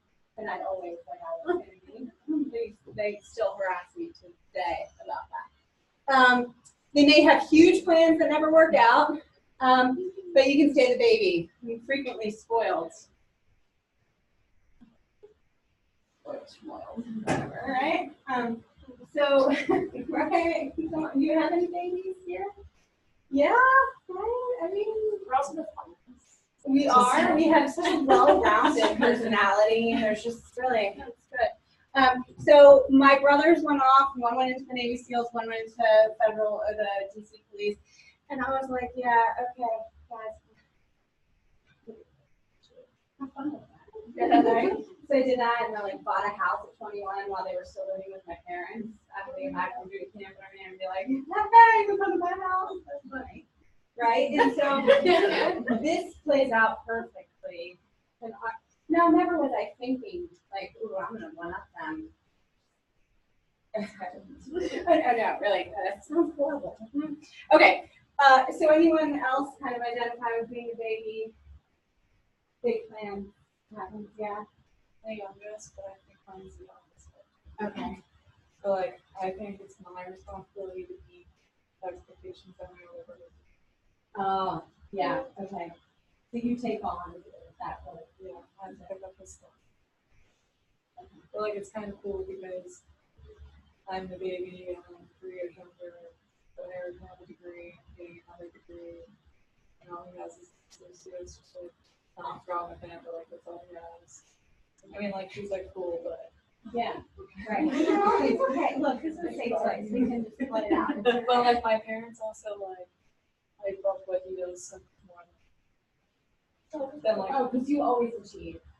Well, like if I remember, okay, so like last year I got 4.0 and I was like, all right, cool. My brother got like this first like beach. She's like, oh my god, out to dinner. I'm like, Yeah. Right. Because it's expected. we're going out to dinner Yeah. because Jeffy got or Right. Yeah. just it's 4.0. We have cereal. Yeah, I bet your brothers are very good about that. Like when you're stressed about a big test and you're like, I'm so stressed out about it, like you'll be fine. You're always fine. And you're like, no, like I'm not really stressed. And no, you'll be fine. You always do right? Yeah. But like my brother, like he's really big into photography now, and like get a picture posted like the newspaper, which like no one even freaking reads the newspaper anymore. But like, oh my god, it's in the newspaper. Yeah. I think it's 2018. Trust me, don't read the newspaper. But like my parents, like, it's in the good shape for just every night this weekend we're My going out. GPA was yeah, okay, I got you. I got you. Anyone else kind of identify with that one? I identify as a child. I have two younger brothers, but like I said, that it's kind of like the reset thing. So my younger brother's he identifies more as like an older child. So I kind of identify as the youngest son, the youngest girl, and like definitely like I was always like I had these like, huge plans and stuff, and I was always trying to find like different things that I liked that other people didn't like, just like different, like how weird hobbies. Like, I don't even like this, but I'm gonna like it because you don't. Right. Yeah, we do that a lot. Yeah, it happens with twins too. Like, if you like that, I hate it. Yeah, I'm in the middle of my husband is the youngest. He's the youngest of 6. And every single one of his siblings has a doctorate. Oh. He has a bachelor. So that's like, we don't talk, like, we like just don't talk about it. But he actually like just having 3 doctorates and like all of that. Yeah. Just having to be better than a doctorate. It's not that hard. But it is really funny. And so he fits that, but then he also like he doesn't pay for anything ever. So like I don't either, which is nice. But Yeah. his siblings like they'll just put whatever he's buying on the counter behind them, and they like don't even think about it and buy it. And like you're But that pattern is down for him. Yeah. But he doesn't have a doctorate, so he's still Right. I love it. Right? Yeah. So there is inherent competition when we start looking at like sibling things. And it doesn't just go for siblings. I mean, sometimes parents can't. When I graduated with my master's, my dad was minus a gym class for his bachelor's.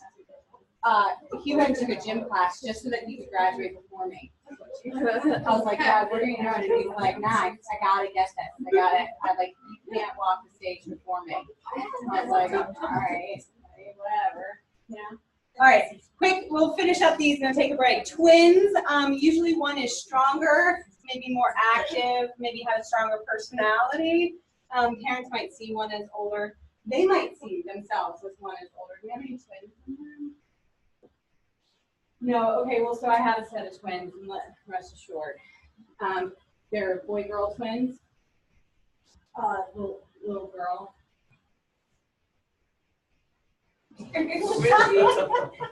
If she lives to be an adult, she's probably gonna be president. If she doesn't, we won't be surprised. I mean, she's just so opinionated. Like in the womb, she was a pound bigger than her brother, and that was because she was like, "Hey, I don't know what you're eating. Like, it's mine. Get out of my way."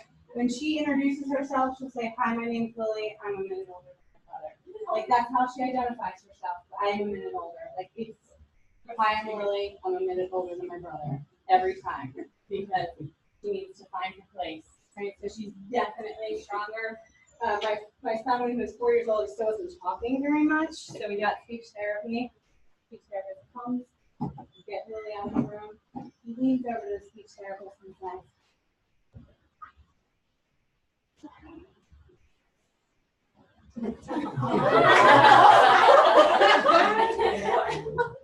speech therapist is like, "Yeah, I don't think you need speech therapy. Bye." One session. She's determined is what we're going to call that great characteristic at this point. So that's definitely the case. All right, one is definitely stronger. He is just like, "Yeah, whatever." Like, she'll be like, "I want that. It's mine." She'll be like, "Okay." You say, "Lily, you need to go do this. This is your chore." And she says, "Okay, Mom, I got it under control." And progress. And she turns around and she goes, "Austin, and Mom wants you to do that?" He says, "No, I told you to do it." And she says, "Mom, I'm managing. I'm good at managing people." Bad news all the way around, okay? But definitely, they're 11. Right? Right, you add some hormones into that. Woo! You see sparks flying from Havre de Grace, you will know why. All right, so twins, they're definitely one personality can be stronger than the other. There's usually one. But you have to separate everything because they're trying to find their own identity and they don't want to be associated as twins. when it works for them, they do. But they don't want to be just one person. They really want their own. Like you always have to separate everything. They've never been in class together. Because you would speak. So they're never in class together. Because they have to find their own identity, and they're very much like that. Like, I'm not going to do one thing just because he likes it, so I'm not going to do it. And they'll separate out their activities because they don't want to be associated with each other. Unless, of course, someone's picking on one of them. And then there's a storm if you ever want to speak, because they will stick up for each other, which is kind of fun. Okay, ghost child is a child born after the death of the first child or a child right before them. So oftentimes you see that parents will have expectations for that child that aren't really unique to that child, but the child before that died. And so even if the parents don't necessarily put that on them, oftentimes this child will feel like they have to live up to not only their own expectations for themselves, but their parents' expectations for the child that died. Is that also the miscarriages are only to like? Yeah, you know, right? it can be both. Okay, it can be both. Anytime there's a loss, so it doesn't really matter when. If it's a stillborn or a child that died at a very young age. Across the board. Okay, and then the last one here is adopted, and again, like Adler can expand this to look at like foster families and how that works. There's lots of things that are missing, blended families and all this, but adopted families, parents oftentimes, and I think this would probably go with like when we start talking about in vitro fertilization, like that too, is that parents are so thankful that they have a child that they might spoil him or her. They might try to compensate for the loss of their biological family, which we see sometimes. So the child can be very spoiled, sometimes demanding, and eventually might idealize their biological parents in some way. I worked with an adopted family, and did family therapy with a couple who had adopted a little girl. She was probably about 13 when they came in, and they were so overprotective, protective of her, that like she couldn't like have any consequences. Well, she knows how to attachment issues, so we can't enforce any rules because that'll tap on her attachment issues. The exact opposite of what we need to be doing, okay? So like she got on the bus one day and she like hit someone, she punched some kid, and they told her like you need to get off the bus, and we're gonna call your mom to come get you. And her mom was like, don't you understand? She's adopted. She has attachment issues. You need to just let her call me and then go back on the bus. Like, consequences still need to happen, but this idea that they've had some sort of trauma, so therefore we don't have any rules or regulations get in the way. Okay, so we're going to stop there, take a 10-minute break. We'll come back and talk about the rest of this real quick and watch another video.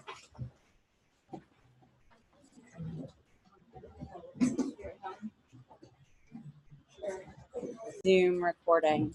There we are. Okay, so so the goal then is to be able to look at any basic misconceptions that the person might have and see if that's still functional for them. Do you have to still play by that rule in your current and present situation? So in that way, we're identifying through the rules that they've made for themselves and correcting them if need be. And as we correct them, then they will be able to interact with their own little society, whether it be their family or society at large, in a more functional way. Okay? So how we really do this, again, it falls under the psychodynamic grouping because we're looking at early childhood recollections and things, attachments that they had in their early childhood. But first off, you'll see that establishing a relationship is really important in this therapeutic approach, okay? So although this it's still psychodynamic, we have a little bit more room for being able to be a little more personable, a little more empathetic, not be as blank slate. I mean, if the goal of therapy is social connectedness, one would say that it might be important for you to practice that with your therapist, right? Then we do a lifestyle assessment where we look at how, our perception of how we were connected in our early childhood. And then we look at these basic mistakes that we may be using to sort of frame our world in the present. And then we kind of analyze if that's really still the case and still how that might be impacting our life in the present. Okay? All right, so I'm going to play this video of Stan for you. And you can see this in action. I'm going to turn the lights off. Nobody fall asleep, okay?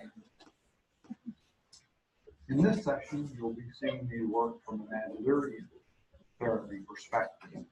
And I want you to assume that this is our second session of Adlerian therapy.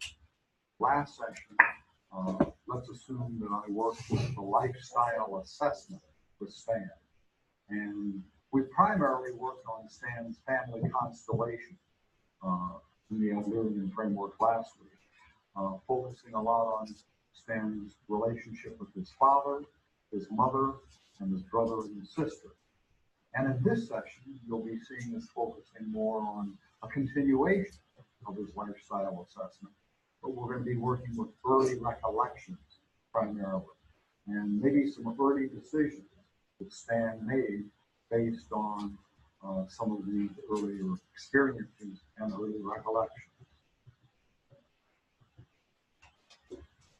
Stan, last week we did a lifestyle assessment, and we focused, as you remember, on mother, father, and his brother and sister, Frank and Judy. And at the end of that section, I asked you to think about, and maybe even write down, some of your early memories. Were you able to do that? Yeah. How was it to do that? To think about that? It was good. It was very interesting for me. I actually remembered more than I thought I was going to. And further back than I thought I was going to. You did? Yeah. Well, what I'd like to do is gather a number of those early recollections, going back as far as you can. Okay. They can be brief, but just like flashes, memories. What were some of the earliest recollections you had? I think the earliest one was maybe, it must have been, I can't believe it, but maybe a year and a half old, and I was learning to walk, and I had this little walker with wheels, and there was a glass brick wall on our house. You could see through it, and I was trying to push the walker thing through the glass brick, but I couldn't get where I wanted to go. I wanted to keep pushing against it. So that's I think that's my earliest memory. 1 year and a half. Do you want me to get more? Sure. Do you have another one? Again, going back as far as you can. We're just going to work in order. I'm not sure how old I was. I may have been 2 or 3 years old. We had just gotten a new TV in the house. And my parents kept telling me, stop playing with the knobs on the TV. I loved the knobs. Turn them and turn them. I would like to see that they would change the channel. And one day I was doing that, and my mom caught me. She came in and she hit me on the hand. And I mean, she didn't hit me hard, but it scared me. And I started crying. And my father came in and started making a lot of loud noise and bellowing. And I remember being really scared. Let's see, more memories. The next one, I think maybe I was 4 or 5 years old. Okay. And my parents wanted me to go to preschool. And I remember it must have been in the middle of the year or something, because when I went in the morning, and they were doing the Pledge of Allegiance. And all of the kids knew the Pledge of Allegiance, but I didn't. And I remember standing there bawling my eyes out because I did not know the Pledge of Allegiance. Everybody else did. And I couldn't find my mother, couldn't find my dad. And I remember just thinking that I was so stupid that everybody knew this and I didn't. Yeah, that's good. You came up with 3. Can you keep going? I'd be interested in hearing, sure, as many as you can come up with. Sure. I think maybe I was 5 years old. It was my mother's birthday. And I had been kind of going around the neighborhood, and I found this elephant statue in somebody's trash. I thought this would be a great present for my mother. I brought it home, and I put it up on the top shelf of my closet. I climbed up on a chair, and I put it up there, and I hid it from my mom. And a couple weeks later, my mom's birthday came, and they were giving her presents, and I ran back in my bedroom, got up on the chair, and when I reached to get the elephant, it fell. And I cracked on top of my head, and I had all of this, like, I don't know if it was some sort of plaster all over me, and I started crying because it didn't hurt, but because I thought I was going to get in trouble. And of course, my mom came in, and she saw that I made this big mess, and I, of course, then got in trouble. That was a disaster. Mm-hmm. Yeah, so others. Let's see. When I was, this one's not so fun. When I was maybe 6,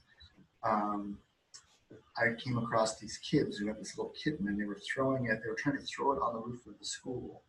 And I tried to stop them. And I couldn't stop them. I kept trying to get them to stop throwing the kitten up on the roof. And the roof was so high, they couldn't throw it hard enough to get it up there, and the kitten kept hitting the ground. And I remember trying to fight them, and just being completely powerless. They were much bigger than me, and they just kept laughing at me. And I just remember this kitten being hurt and just feeling so totally helpless. Mm-hmm. Actually, that one just came to me. I didn't think about that one until just now. Well, maybe tell me a little bit about how did that affect you, bringing that memory back? I'm surprised at how much feeling is there. This stupid little kitten. Well, I just couldn't. What kind of feeling is there as you report this? It's really sad. Sad. Mm-hmm. Could you say something about that sadness? I think it's just the helplessness of it. Really, I don't know. I think about me as a little boy, trying to fight those kids, Mm-hmm. and there was nothing I could do about it. You were helpless in that. Mm-hmm. Yeah. What was it like to be able to report all those early memories and remember them, as you just did?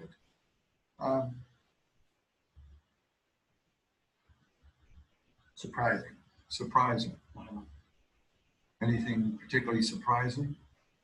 Well, just it was like when the other ones were kind of fun for me to come back upon, and this one just came up right now, and it really hit me like I was very surprised. Well, let's stay with that for a moment. What hit you, do you suppose? Just how helpless. Helpless. Yeah. You know, if you think about maybe a decision that you made when you were that age, was that about 6, you said? Yeah, I think so. Okay. What decision you might have made at that point in time? About myself or about? Well, about the world, maybe about others, about yourself.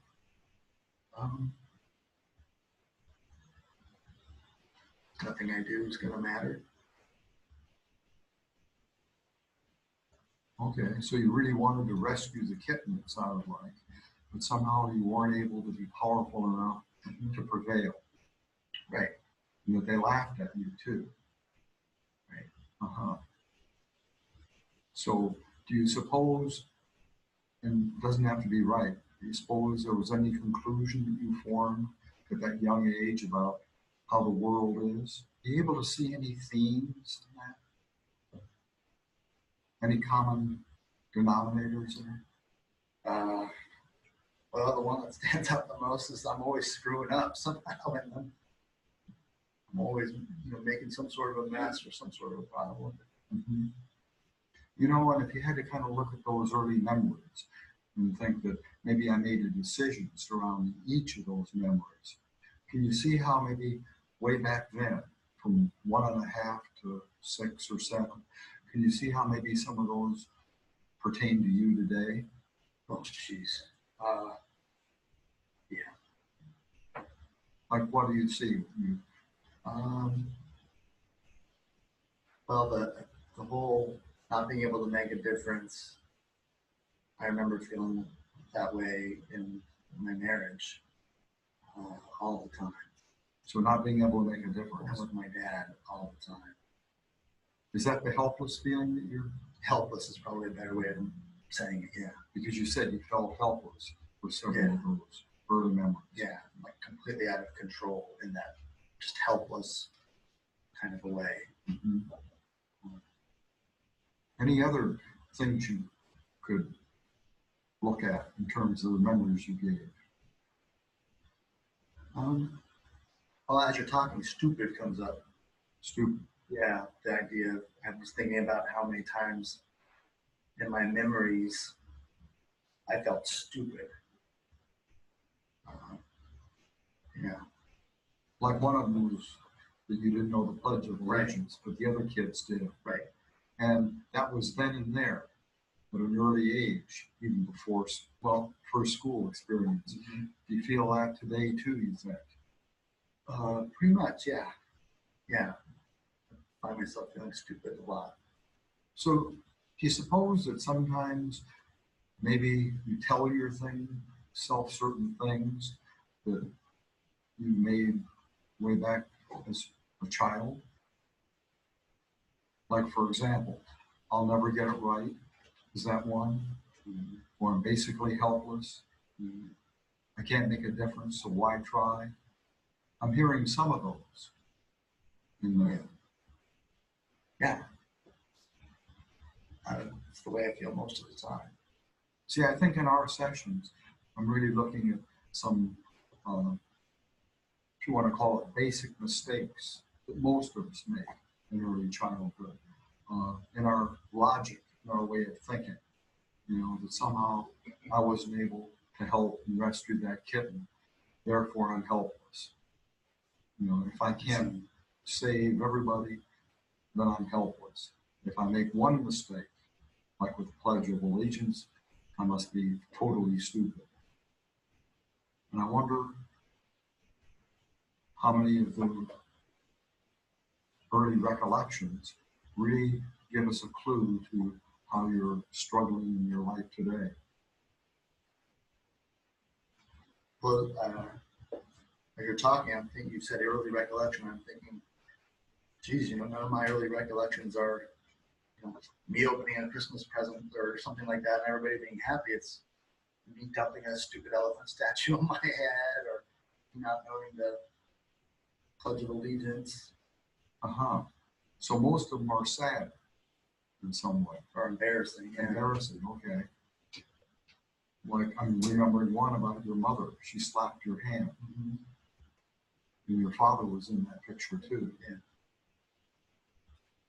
So this is helping, seeing and listening to your early recollections and seeing what we talked about last week, particularly in reviewing your lifestyle assessment. I'm seeing some patterns shape up. And one pattern is, I'll never quite get it right. That's one pattern I'm noticing. No matter how hard I try, maybe someday I'll get it perfect. I'm hearing that too. And then my father might come around when I get it perfect. And you laugh. Maybe. You laugh at that one. So do you think there's anything you could do to get your father to come around and your mother? Well, one of the things that I'm doing is trying to get my degree.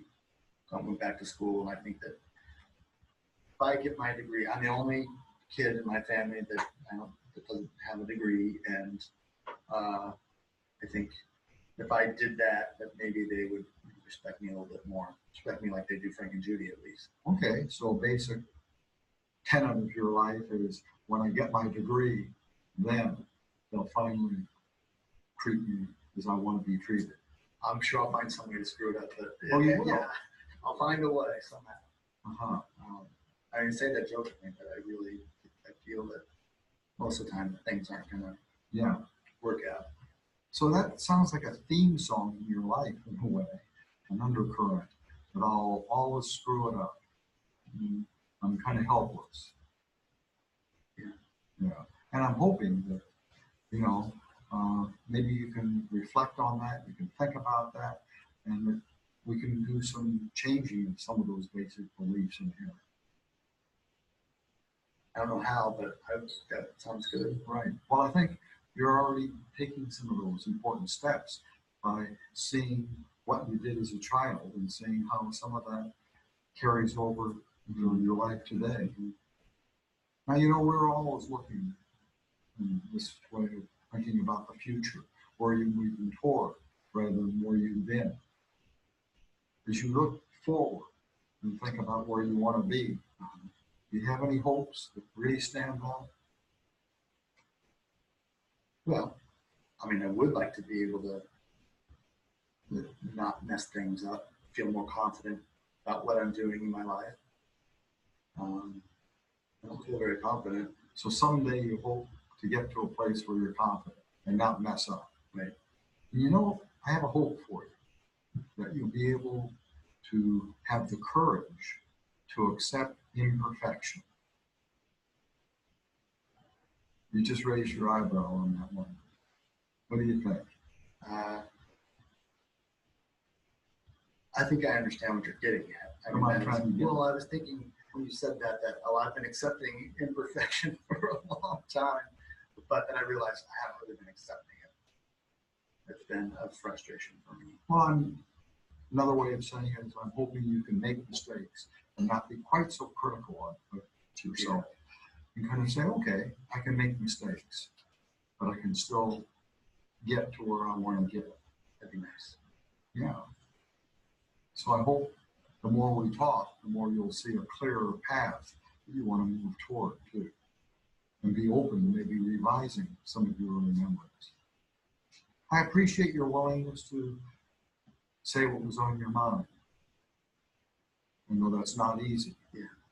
And I appreciate you being willing to do that in here. Thanks. All right, we're going to stop it there. What do you think, Phyllis Helpful Life? What did you think of that one? That one was a little bit better. Not quite as uncomfortable with his flat aspect. Okay. What did you think about the pull-through, right, of his past, early childhood recollections and how that sort of informed how he's approaching situations? Yeah, it's kind of cool when you can see themes that have, he had a theme that he'll always mess things up. And that things will never work out the way that he wants them to. And you'll see even as you go on with him about how, that is constantly reoccurring with his thoughts about divorce and relationships and that kind of. You see how that sort of informs how he's approaching life now. Yeah. Did anybody have any issue with his early childhood recollections? He thought, I did a thought, I guess. He said every time I guess he thought about his childhood memories, it was always something negative. And I was just thinking I know he had to have some type of positivity that was in his childhood, anything, of course, anything. But I guess the negative overshadowed the positive. Mm-hmm.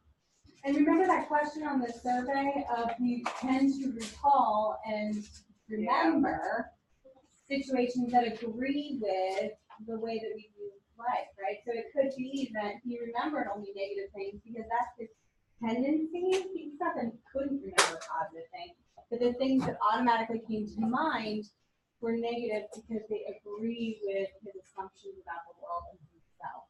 That's the world. Yeah. Anybody have an issue with the fact that he's bringing up memories for when he was a year and a half? Yeah, well, You've come a long way. But my question is like this therapeutic intervention, like, does it really matter if the memory is true or fabricated? No, it doesn't matter because the emotional piece of it is still there and it's still the same. So yeah, that's where I was going. It's like it really, I mean, technically, now remembering something from when you're a year and a half old, right? Not something that much detail either. But that's okay. So, okay, my question, okay. Okay. Do you, literally, I mean, I feel like he's like expressing these memories, like sharing these, like the elephant on the head thing was like traumatic. Like I felt like Right? trauma from that. Yeah. But like, you just keep moving. Like, okay, great, give me another one. Like, was Dr. Flores, like, you know what I'm saying? Like, is that Right. legit? Yeah, because you're not really trying to touch down on every situation, but rather the pull through thread that you're looking for about how they might be viewing the world. Yeah. Just one, I didn't know if it was like for the Just video's for the sake or like yeah. legit, like that's how. Yeah. Serious. And the other thing is that you might do this over time, right? I mean, this is just a little snapshot of what therapy is going to look like. So you might come back to this and look at other memories and other things that sort of reinforce the way he thinks about himself and the rules that he plays by, and things that might not reinforce that. Yeah. What if like if someone, like say he's in his like, they said they're in their second session, but what if you're like remembering, you were talking about earliest memories and they like, were in a string of memories said something about like sexual abuse or like something like that really needs to be looked into. Yeah. From like what I understand as a therapeutic perspective, is that like different? I mean, would you just be like, okay, give me another one and then like just kind of loop that in with all the other ones? Or would that, can you dive into like one Yeah. specific? No, you would, I mean, there is an ethical duty for us to explore that more and make sure that one is safe and report that. Even if it happened way in the past, we still have to report that. So, yeah, you would, I mean, ethically, we still have to abide with it. But even like disregarding that, I mean, obviously that was important, but would you make that, I guess, like a bigger piece of your? Yeah, it Their certainly would be a goals and things theme like that. that we would tie together. So absolutely, if he always felt like he was a victim in every situation, and that might really enlighten the way he's responding now in situations. So yeah, that would be good therapeutic content. All right. Any other thoughts about that? No. Okay. So that's sort of like Adlerian in a nutshell. Okay. The other one that we really wanted to talk about was object relations, and we're not going to spend a whole lot of time talking about that. I know that all of you are reading along in your awesome books that you love. There's information there about that if you feel the need to like to read it.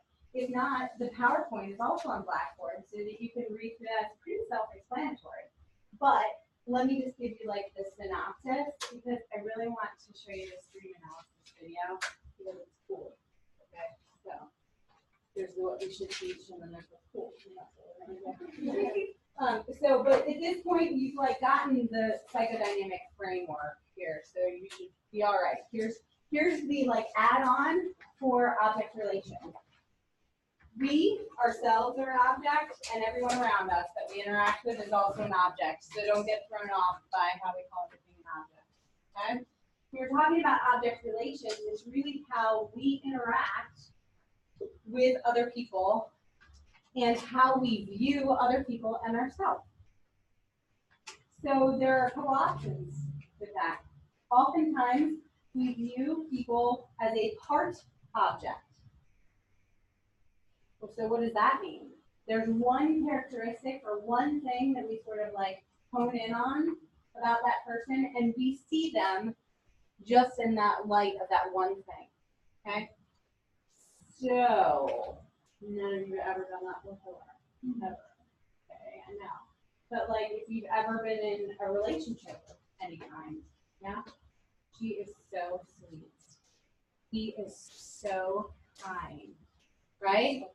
And you latch on to that one thing and you're like, oh my gosh, they are so kind and so thoughtful. And this is what you hold on to, right? And that lasts for how long? Maybe a month or two, and then you're like, okay. Funny thing about that. They are kind and sweet, and thoughtful, but there's also all this other stuff, maybe no, right? And so sometimes that happens. Is that we latch onto one piece and we don't necessarily, nobody when you start out in a relationship wants to see them for who they really are, right? We all want to kind of like latch on to the great thing. This could be pretty adaptive, right? No one would be in a relationship who didn't do that. Yeah, I mean, right? It's the reality. But, you know, it's like, as my husband would so eloquently put, he's like, they all take a crap, right? So you might think this person is so amazing, but guess what? They got bodily function just like everybody else, right? But we don't think about that. We see them as a part object for a point in time, right? It can be good or bad. It can be good or bad, right? It can be absolutely good or bad. So our goal, though, is to be able to approach every person to see them as a unique whole object. So they're not all good, they're not all bad, we can see all of it, and we see them as a whole object.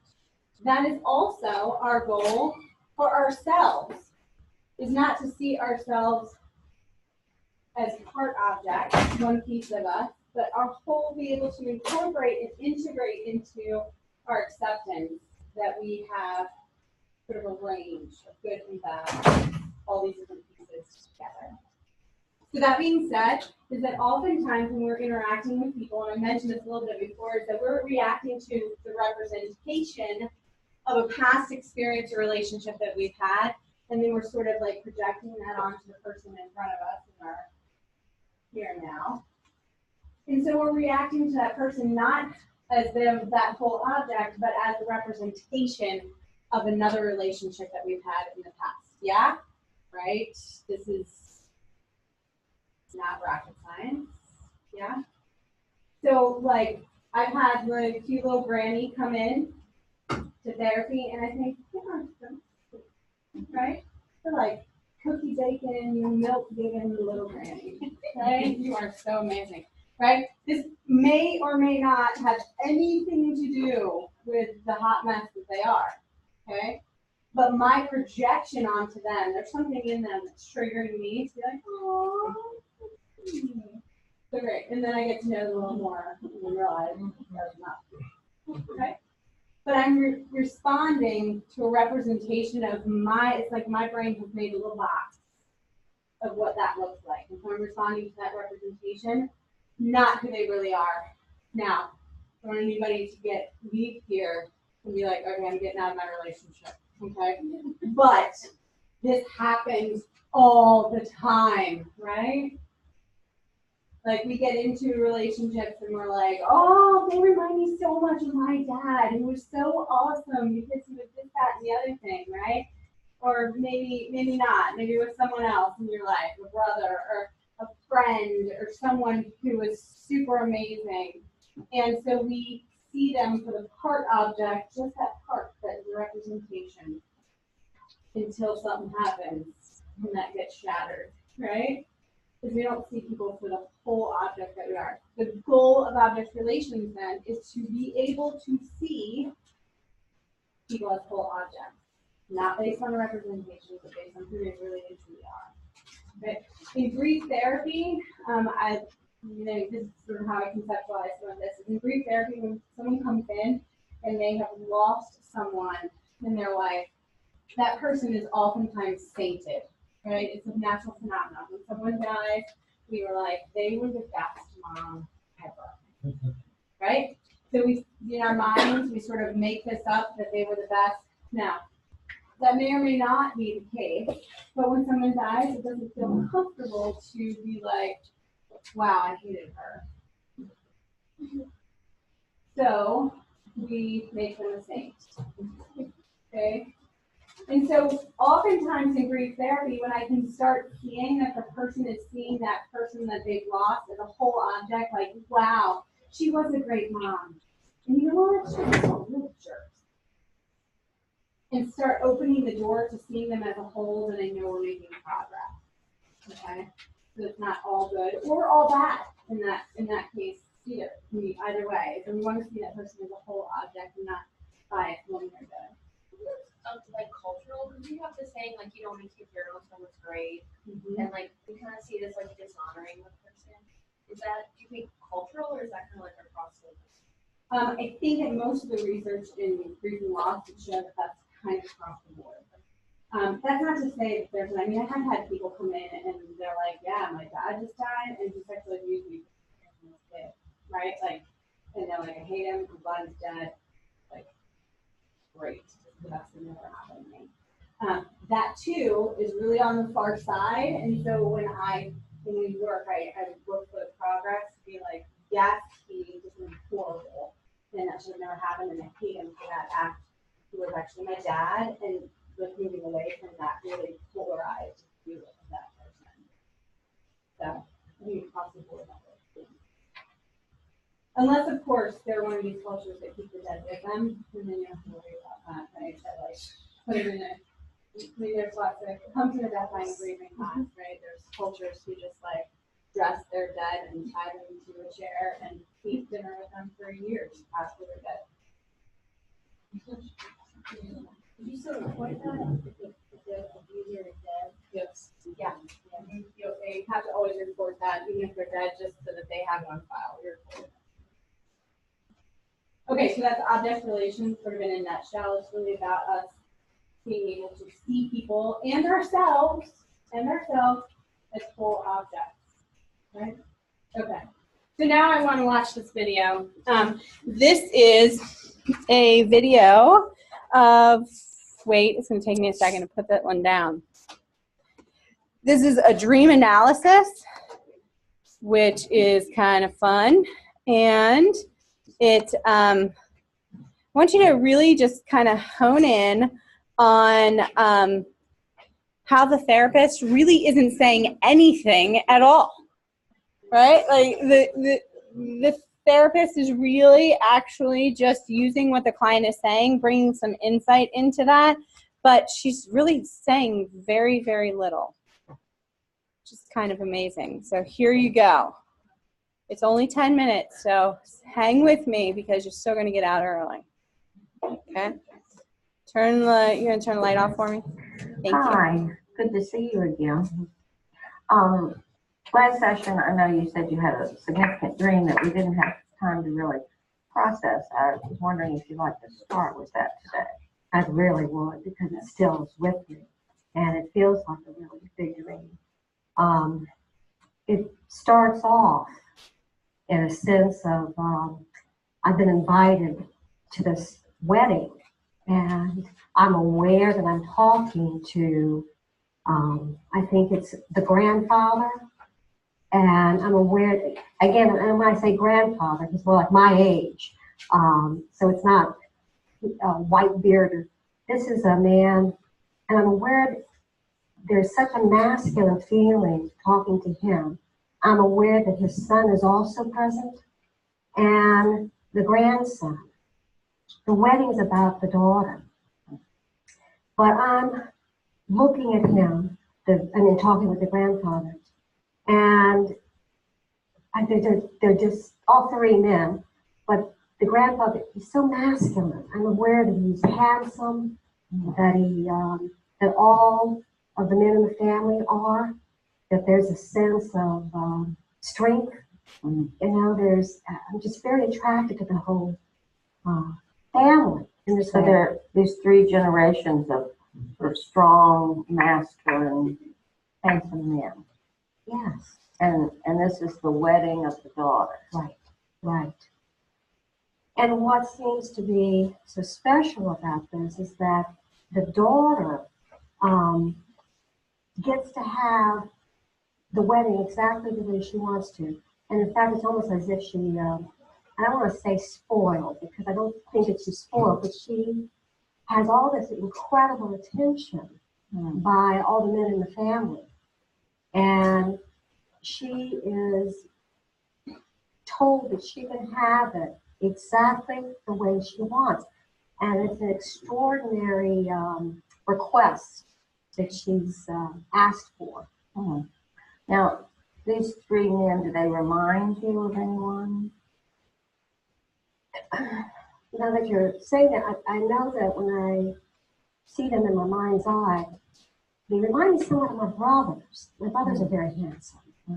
And the, so there's this sense of father, the grandfather, I'm aware, he looks kind of like my brothers as well. There's that sense of a handsome, strong male. So you're the sister in a way to these handsome men. Yes, yes. And in the dream, the sister is marrying. And you said she has a very special request. What was that request? She wants to jump from an airplane on a stallion into the ocean in her wedding dress. And what kind of airplane is this?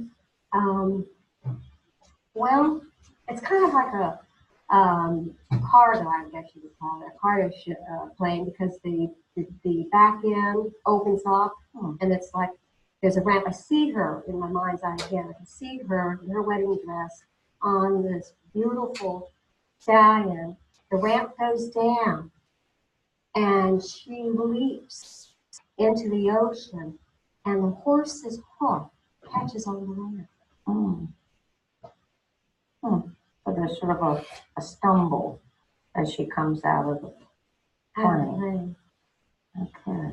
And this leaping out of a plane over water, does this remind you of anything?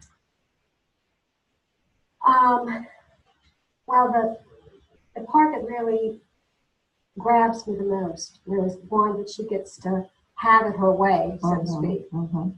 The ocean, I've loved the water, that the Father has allowed her to do this. It's given her this as a gift, so she can have this way. And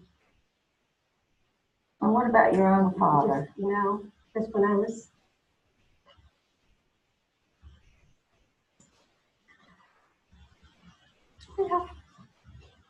strange. I just remember, that my father, who, again, I'm going back and forth in my head, but I had several different things as a daughter. And he was a pilot.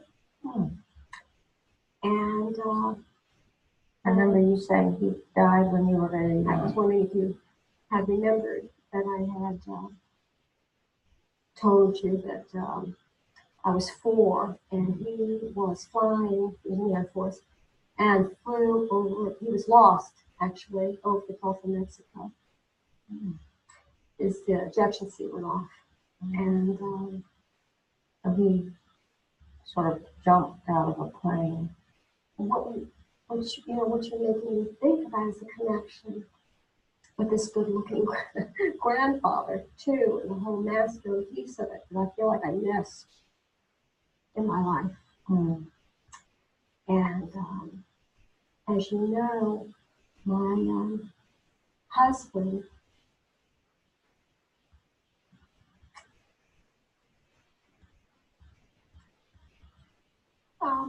I had a terrible accident recently, and I'm aware that I didn't have my father to walk me down the aisle. I'm aware that I have always wanted to be a daughter. I'm aware that I love the sense of my husband, who was for the first time in my life, I think, a very strong masculine force. And I have felt protected by him. And now he's wounded. And now the idea of that horse stumbling, the ramp, reminds me of how my husband is now paralyzed, and he has to get away. The only way he can get around, the only way he can get around is by a van, which has a ramp on Mhm. it. And so he's now broken, all wounded. So the dream really brings up that longing for the strong masculine, for the father that he lost so early in life. And the masculine strength that you had in your husband, but in a way that's been a little lost with his disability, his accident. You know, and that's why I think the dream impacted me so much. Because of that sense of longing and the sorrow that comes up, wells up in me. And I hadn't made that connection with my loss of my dad. And you know, it's so funny even to say the word dad. I speak of him as a father because I didn't call him dad, or I don't remember that, or daddy, you know. So when I think of a strong masculine, and I had it for a while, and the courage. It's a jet pilot, and here's my husband, a motorcyclist, and soldier, and all the loves of the physical. And that's, I think, what I do connect with the masculine, being strong and adventurous and courageous. And in the dream, you sort of leap as the daughter figure. She leaps from the plane into the water, which is where your father was lost in reality, over the water. You almost a wish to join him. Yeah. There is, I think, part of that longing. Now that you bring that up, it's probably what I would call, I feel like sort of a questioning of be here. When I've suffered so much loss, to join him is what you're saying. There's probably some kind of longing for me to join with him. Wow. Wow. Yeah. Makes sense. And that would be sort of magic to be able to join with that strong masculine, have your father back, have your husband whole again. Holy. Yeah. And that wish, of course, doesn't mean that you're spoiled. Thank you for that one. You know, I think that there is that piece of, you know, if I could have it my way, if I could have the masculine protect me, to give me, to support me, you know, if I had a father, what would that have been like for me? And knowing that you have those feelings, that this dream has surfaced for you, how does that sort of inform your waking life today? You know, in telling you and you asking me some of these questions, when I'm really, you know, sense or aware, I start breathing better. You know, I think there's a comfort. It brings some sort of comfort knowing that there's a connection this way. You know, that I can make that connection. And I know that I long for that. So thank you. Well, thank you for sharing that. Okay. So much better. Thank you. Good. All right. What did you think of that one? Right? Again, did she, I mean, she really didn't say much. She just kind of asked questions. Didn't do a lot of interpretation because the client was interpreting it just by the questions that she asked. Both Adlerian and psychoanalytics still very much look at dream analysis. It's kind of cool. Like you can see the thread. Yeah. Yeah, I feel like it's. I feel like it could be useful tool. I don't know what I would do, but like because you even just the dream of the data scientist right now and like what they want to do shows you so much about like they know what they're trying to get out. You know, like the students that kind of put out the feeling that they actually are using. Right. And I feel like at some level, it's kind of like when we use movies in therapy too. Like dreams are a little bit easier. Like I don't have to internalize some of those issues and be like, well, it's right? I mean, like I can externalize it just a bit to not own it, and that might be helpful because then I can look at it a little bit more objectively over the rest of the time. And that's what we do in movies oftentimes. Like, I don't know if you've ever felt that way, but this main character here, you know? And then people will be like, yes, right? And then they can see it a little bit easier without having to learn defenses. The children would play. Yeah, right. Yeah, and sand tray play, yeah. I thought it was weird, like most of the time she was letting the time do like all the interpreting, but then at the end, like with the death wish thing, like that kind of was weird. Yeah, she did put that out there. Yeah, you're right. You're right. I just know that. Yeah, but I think the suicidal flag like kind of went off my brain. Of course. Yeah. But and then she brought it back around to be like what would your life have been different if the client actually, right? What would my life be different if I had that father and I was so yeah, I mean I think again, like when we look at the population of people that we are seeing and even in the general population, I mean, you don't have to raise your hand, but how many of you have ever had the thought, like, I wish I was dad? Like, for a brief flashing moment, like, I wish I was out of this situation. That's not so unusual. And so sometimes as a clinician, we are trained to be like, oh my gosh, now I gotta jump in, right? And we do. There's an ethical duty in that. But we also maybe can sit with it just a little bit before we react. And I think we become a profession of reactivity in that, whereas you can sit with it for a moment and be like, okay, yeah, what's really going on? Like, if they're not safe, that's one thing. But saying that, that she wished she was with her dad, but who wouldn't say that, right? Unless you yeah. I was gonna say, I think she was not talking about when he died, but more like what you were getting at. Like, she just wants to be with him because she didn't ever get a chance to be with him. That's how I would interpret it. Right. Not like you want to go I'm gonna kill myself Yeah. to be with him. Yeah. Right. But it's good that that flag goes off because we have to assess that more because we need to make sure that we sit with it when we need to and we react. All right, next week it's behavioral therapy, people. Okay? Oh, Thank you so much.